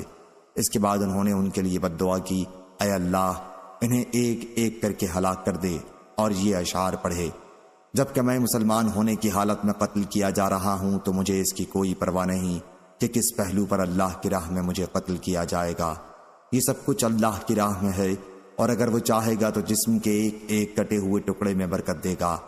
پھر عقبہ بن حارث نے کھڑے ہو کر انہیں شہید کر دیا، اور قریش نے عاصم رضی اللہ عنہ کی لاش کے لیے آدمی بھیجے تاکہ ان کے جسم کا کوئی بھی حصہ لائیں جس سے انہیں پہچانا جا سکے۔ عاصم رضی اللہ عنہ نے قریش کے ایک بہت بڑے سردار کو بدر کی لڑائی میں قتل کیا تھا، لیکن اللہ تعالیٰ نے بھیڑوں کی ایک فوج کو بادل کی طرح ان کے اوپر بھیجا، اور ان بھیڑوں نے ان کی لاش کو قریش کے آدمیوں سے محفوظ رکھا، اور قریش کے بھیجے ہوئے یہ لوگ ان کے پاس نہ پھٹک سکے، کچھ نہ کر سکے۔ صحیح بخاری حدیث نمبر 4086۔ سفیان بن عینہ نے بیان کیا، ان سے عمرو بن دینار نے، انہوں نے جابر سے سنا کہ خبیب رضی اللہ عنہ کو ابو سروع عقبہ بن حارث نے قتل کیا تھا۔ صحیح بخاری حدیث نمبر 4087۔ ابو معمر نے بیان کیا، کہا ہم سے عبد الوارث بن سعید نے بیان کیا، کہا ہم سے عبد العزیز بن صہیب نے بیان کیا، ان سے انس بن مالک رضی اللہ عنہ نے بیان کیا کہ نبی کریم صلی اللہ علیہ وسلم نے 70 صحابہ کی ایک جماعت تبلیغ اسلام کے لیے بھیجی تھی۔ انہیں قاری کہا جاتا تھا۔ راستے میں بنو سلیم کے 2 قبیلے رعل اور زکوان نے ایک کنویں کے قریب ان کے ساتھ مزاحمت کی۔ یہ کنواں بارمعونہ کے نام سے مشہور تھا۔ صحابہ نے ان سے کہا کہ خدا کی قسم ہم تمہارے خلاف یہاں لڑنے نہیں آئے ہیں، بلکہ ہمیں تو رسول اللہ صلی اللہ علیہ وسلم کی طرف سے ایک ضرورت پر مامور کیا گیا ہے۔ لیکن کفار کے ان قبیلوں نے تمام صحابہ کو شہید کر دیا۔ اس واقعے کے بعد حضور صلی اللہ علیہ وسلم صبح کی نماز میں ان کے لیے 1 مہینے تک بد دعا کرتے رہے۔ اسی دن سے دعائے قنوت کی ابتدا ہوئی، ورنہ اس سے پہلے ہم دعائے قنوت نہیں پڑھا کرتے تھے۔ اور عبد العزیز بن صہیب نے بیان کیا کہ ایک صاحب عاصم احول نے انس رضی اللہ عنہ سے دعائے قنوت کے بارے میں پوچھا کہ یہ دعا رکوع کے بعد پڑھی جائے گی یا قرأت قرآن سے فارغ ہونے کے بعد، رکوع سے پہلے؟ انس رضی اللہ عنہ نے فرمایا کہ نہیں، بلکہ قرأت سے فارغ ہونے کے بعد، رکوع سے پہلے۔ صحیح بخاری حدیث نمبر 4088۔ قتادہ نے بیان کیا اور ان سے انس رضی اللہ عنہ نے بیان کیا کہ رسول اللہ صلی اللہ علیہ وسلم نے رکوع کے بعد 1 مہینے تک قنوت پڑھی، جس میں آپ عرب کے چند قبائل رعل و زکوان وغیرہ کے لیے بد دعا کرتے تھے۔ صحیح بخاری حدیث نمبر 4089۔ یزید بن زری نے بیان کیا، کہا ہم سے سعید بن ابی عروبہ نے بیان کیا، ان سے قتادہ نے اور ان سے حضرت انس بن مالک رضی اللہ عنہ نے بیان کیا کہ رعل، ذکوان، عصیہ اور بنو لحیان نے رسول اللہ صلی اللہ علیہ وسلم سے اپنے دشمنوں کے مقابل مدد چاہی۔ حضرت صلی اللہ علیہ وسلم نے 70 انصاری صحابہ کو ان کی کمک کے لیے روانہ کیا۔ ہم ان حضرات کو قاری کہا کرتے تھے۔ اپنی زندگی میں معاش کے لیے دن میں لکڑیاں جمع کرتے تھے اور رات میں نماز پڑھا کرتے تھے۔ جب یہ حضرات بار معونہ پر پہنچے تو ان قبیلے والوں نے انہیں دھوکہ دیا اور انہیں شہید کر دیا۔ جب حضور صلی اللہ علیہ وسلم کو اس کی خبر ہوئی تو آپ نے صبح کی نماز میں 1 مہینے تک بد دعا کی۔ عرب کے انہی چند قبائل رعل، ذکوان، عصیہ اور بنو لحیان کے لیے انس رضی اللہ عنہ نے بیان کیا کہ ان صحابہ کے بارے میں قرآن میں آیت نازل ہوئی اور ہم اس کی تلاوت کرتے تھے، پھر وہ آیت منسوخ ہو گئی۔ آیت کا ترجمہ: ہماری طرف سے ہماری قوم مسلمانوں کو خبر پہنچا دو کہ ہم اپنے رب کے پاس آ گئے ہیں، ہمارا رب ہم سے راضی ہے اور ہمیں بھی اپنی نعمتوں سے اس نے خوش رکھا ہے۔ اور قتادہ سے روایت ہے، ان سے انس بن مالک رضی اللہ عنہ نے بیان کیا کہ نبی کریم صلی اللہ علیہ وسلم نے 1 مہینے تک صبح کی نماز میں عرب کے چند قبائل یعنی رعل، ذکوان، عصیہ اور بنی لحیان کے لیے بد دعا کی تھی۔ خلیفہ بن خیاط امام بخاری کے شیخ نے یہ اضافہ کیا کہ ہم سے یزید بن زری نے بیان کیا، کہا ہم سے سعید بن ابی عروبہ نے بیان کیا، ان سے قتادہ نے کہ ہم سے انس رضی اللہ عنہ نے، یہ 70 صحابہ قبیلہ انصار سے تھے اور انہیں بارمونہ کے پاس شہید کر دیا گیا تھا۔ صحیح بخاری حدیث نمبر 4090۔ حمام بن یحییٰ نے بیان کیا، ان سے اسحاق بن عبداللہ بن ابی طلحہ نے بیان کیا اور ان سے انس رضی اللہ عنہ نے بیان کیا کہ نبی کریم صلی اللہ علیہ وسلم نے ان کے ماموں ام سلیم انس کی والدہ کے بھائی کو بھی ان 70 سواروں کے ساتھ بھیجا تھا۔ اس کی وجہ یہ ہوئی تھی کہ مشرکوں کے سردار عامر بن طفیل نے حضور اکرم صلی اللہ علیہ وسلم کے سامنے شرارت اور تکبر کی راہ سے 3 صورتیں رکھی تھیں۔ اس نے کہا کہ یا تو یہ کیجئے کہ دیہاتی آبادی پر آپ کی حکومت ہو اور شہری آبادی پر میری ہو، یا پھر مجھے آپ کا جانشین مقرر کیا جائے، ورنہ پھر میں ہزاروں غطفانیوں کو لے کر آپ پر چڑھائی کر دوں گا۔ اس پر حضور صلی اللہ علیہ وسلم نے اس کے لیے بد دعا کی اور ام فلاں کے گھر میں وہ مرض طاعون میں گرفتار ہوا۔ کہنے لگا کہ اس فلاں عورت کے گھر کی جوان اونٹ کی طرح مجھے بھی غدود نکل آیا ہے، میرا گھوڑا لاؤ۔ چنانچہ وہ اپنے گھوڑے کی پشت پر ہی مر گیا۔ بہرحال ام سلیم کے بھائی حرام بن ملحان، ایک اور صحابی جو لنگڑے تھے، اور تیسرے صحابی جن کا تعلق بنی فلاں سے تھا، آگے بڑھے۔ حرام نے اپنے دونوں ساتھیوں سے بنو عامر تک پہنچ کر پہلے ہی کہہ دیا کہ تم دونوں میرے قریب ہی کہیں رہنا، میں ان کے پاس پہلے جاتا ہوں، اگر انہوں نے مجھے امن دے دیا تو تم لوگ قریب ہی ہو، اور اگر مجھے انہوں نے قتل کر دیا تو آپ حضرات اپنے ساتھیوں کے پاس چلے جائیں۔ چنانچہ قبیلے میں پہنچ کر انہوں نے ان سے کہا، کیا تم مجھے امان دیتے ہو کہ میں رسول اللہ صلی اللہ علیہ وسلم کا پیغام تمہیں پہنچا دوں؟ پھر وہ حضور صلی اللہ علیہ وسلم کا پیغام انہیں پہنچانے لگے تو قبیلے والوں نے ایک شخص کو اشارہ کیا اور اس نے پیچھے سے آ کر ان پر نیزے سے وار کیا۔ حمام نے بیان کیا، میرا خیال ہے کہ نیزہ آر پار ہو گیا تھا۔ حرام کی زبان سے اس وقت نکلا، اللہ اکبر، کعبے کی رب کی قسم، میں نے تو اپنی مراد حاصل کر لی۔ اس کے بعد ان میں سے ایک صحابی کو بھی مشرکین نے پکڑ لیا جو حرام کے ساتھ تھے اور انہیں بھی شہید کر دیا۔ پھر اس مہم کے تمام صحابہ کو شہید کر دیا، صرف لنگڑے صحابی بچ نکلنے میں کامیاب ہو گئے۔ وہ پہاڑ کی چوٹی پر چڑھ گئے تھے۔ ان شہداء کی شان میں اللہ تعالیٰ نے آیت نازل فرمائی، بعد میں وہ آیت منسوخ ہو گئی تھی۔ آیت یہ تھی، انا قد لقینا ربنا فرضیانا وردانا۔ حضرت صلی اللہ علیہ وسلم نے ان قبائل رعل، ذکوان، بنو لحیان اور عصیہ کے لیے جنہوں نے اللہ اور اس کے رسول کی نافرمانی کی تھی 30 دن تک صبح کی نماز میں بد دعا کی۔ صحیح بخاری حدیث نمبر 4091۔ حبان نے بیان کیا، کہا ہم کو عبداللہ نے خبر دی، ان کو معمر نے خبر دی، انہوں نے کہا کہ مجھ سے سمامہ بن عبداللہ بن انس نے بیان کیا اور انہوں نے انس بن مالک رضی اللہ عنہ سے سنا۔ وہ بیان کرتے تھے کہ جب حرام بن ملحان کو جو ان کے ماموں تھے بارمعونہ کے موقع پر زخمی کیا گیا تو زخم پر سے خون کو ہاتھ میں لے کر انہوں نے یوں اپنا چہرہ اور سر پر لگا لیا اور کہا، کعبے کے رب کی قسم، میری مراد حاصل ہو گئی۔ صحیح بخاری حدیث نمبر 4092۔ ابو اسامہ نے بیان کیا، ان سے ہشام بن عروہ نے، ان سے ان کے والد نے اور ان سے عائشہ رضی اللہ عنہا نے بیان کیا کہ جب مکے میں مشرک لوگ ابو بکر صدیق رضی اللہ عنہ کو سخت تکلیف دینے لگے تو رسول اللہ صلی اللہ علیہ وسلم سے ابو بکر رضی اللہ عنہ نے بھی اجازت چاہی۔ حضور صلی اللہ علیہ وسلم نے فرمایا کہ ابھی یہیں ٹھہرے رہو۔ انہوں نے عرض کیا یا رسول اللہ صلی اللہ علیہ وسلم، کیا آپ بھی اللہ تعالیٰ سے اپنے لیے ہجرت کی اجازت کے امیدوار ہیں؟ حضور صلی اللہ علیہ وسلم نے فرمایا ہاں، مجھے اس کی امید ہے۔ عائشہ رضی اللہ عنہا کہتی ہیں کہ پھر حضرت ابو بکر رضی اللہ عنہ انتظار کرنے لگے۔ آخر حضور صلی اللہ علیہ وسلم ایک دن ظہر کے وقت ہمارے گھر تشریف لائے اور ابو بکر رضی اللہ عنہ کو پکارا اور فرمایا کہ تخلیہ کر لو۔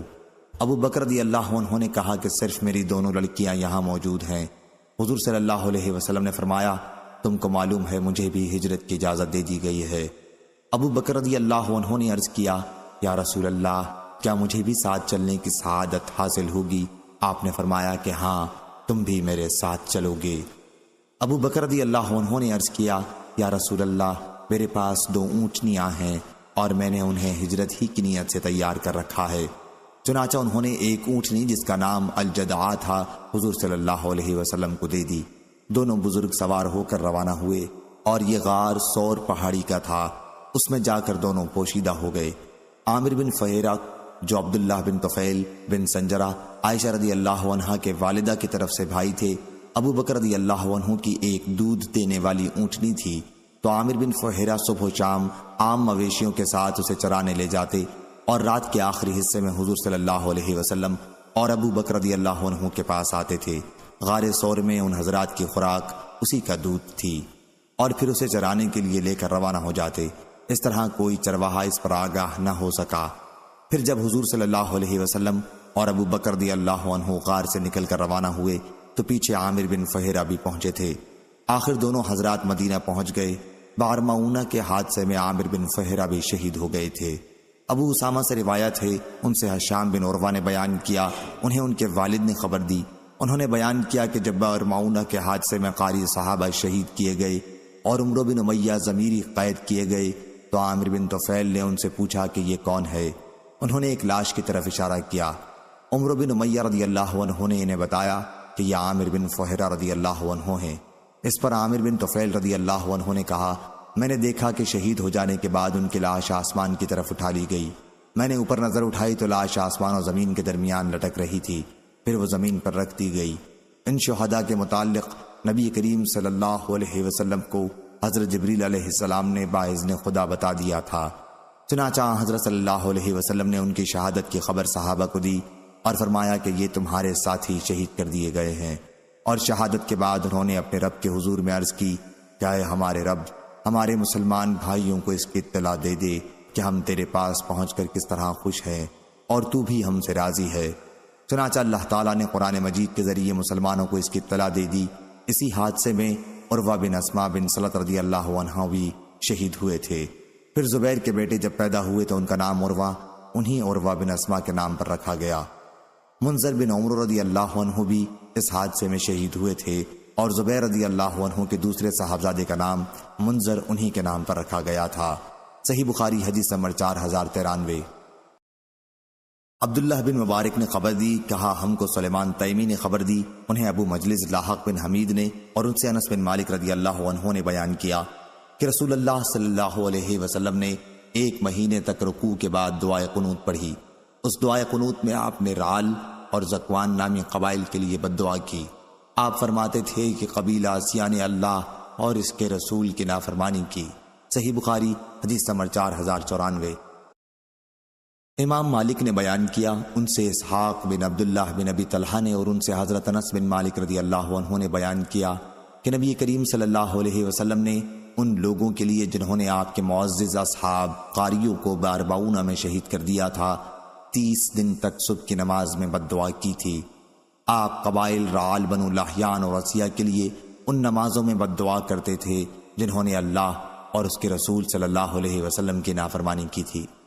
حضرت انس رضی اللہ عنہ نے بیان کیا کہ پھر اللہ تعالیٰ نے اپنے نبی صلی اللہ علیہ وسلم پر انہی اصحاب کے بارے میں جو بارمعونہ میں شہید کر دیے گئے تھے قرآن مجید کی آیت نازل کی۔ ہم اس آیت کی تلاوت کیا کرتے تھے لیکن بعد میں وہ آیت منسوخ ہو گئی۔ اس آیت کا ترجمہ یہ ہے، ہماری قوم کو خبر پہنچا دو کہ ہم اپنے رب سے عاملے ہیں، ہمارا رب ہم سے راضی ہے اور ہم بھی اس سے راضی ہیں۔ صحیح بخاری حدیث نمبر 4095۔ عبد الواحد بن زیاد نے بیان کیا، کہا ہم سے عاصب بن احول بن سلیمان نے بیان کیا، کہا کہ میں نے انس بن مالک رضی اللہ عنہ سے نماز میں قنوت کے بارے میں پوچھا کہ قنوت رکوع سے پہلے ہے یا رکوع کے بعد؟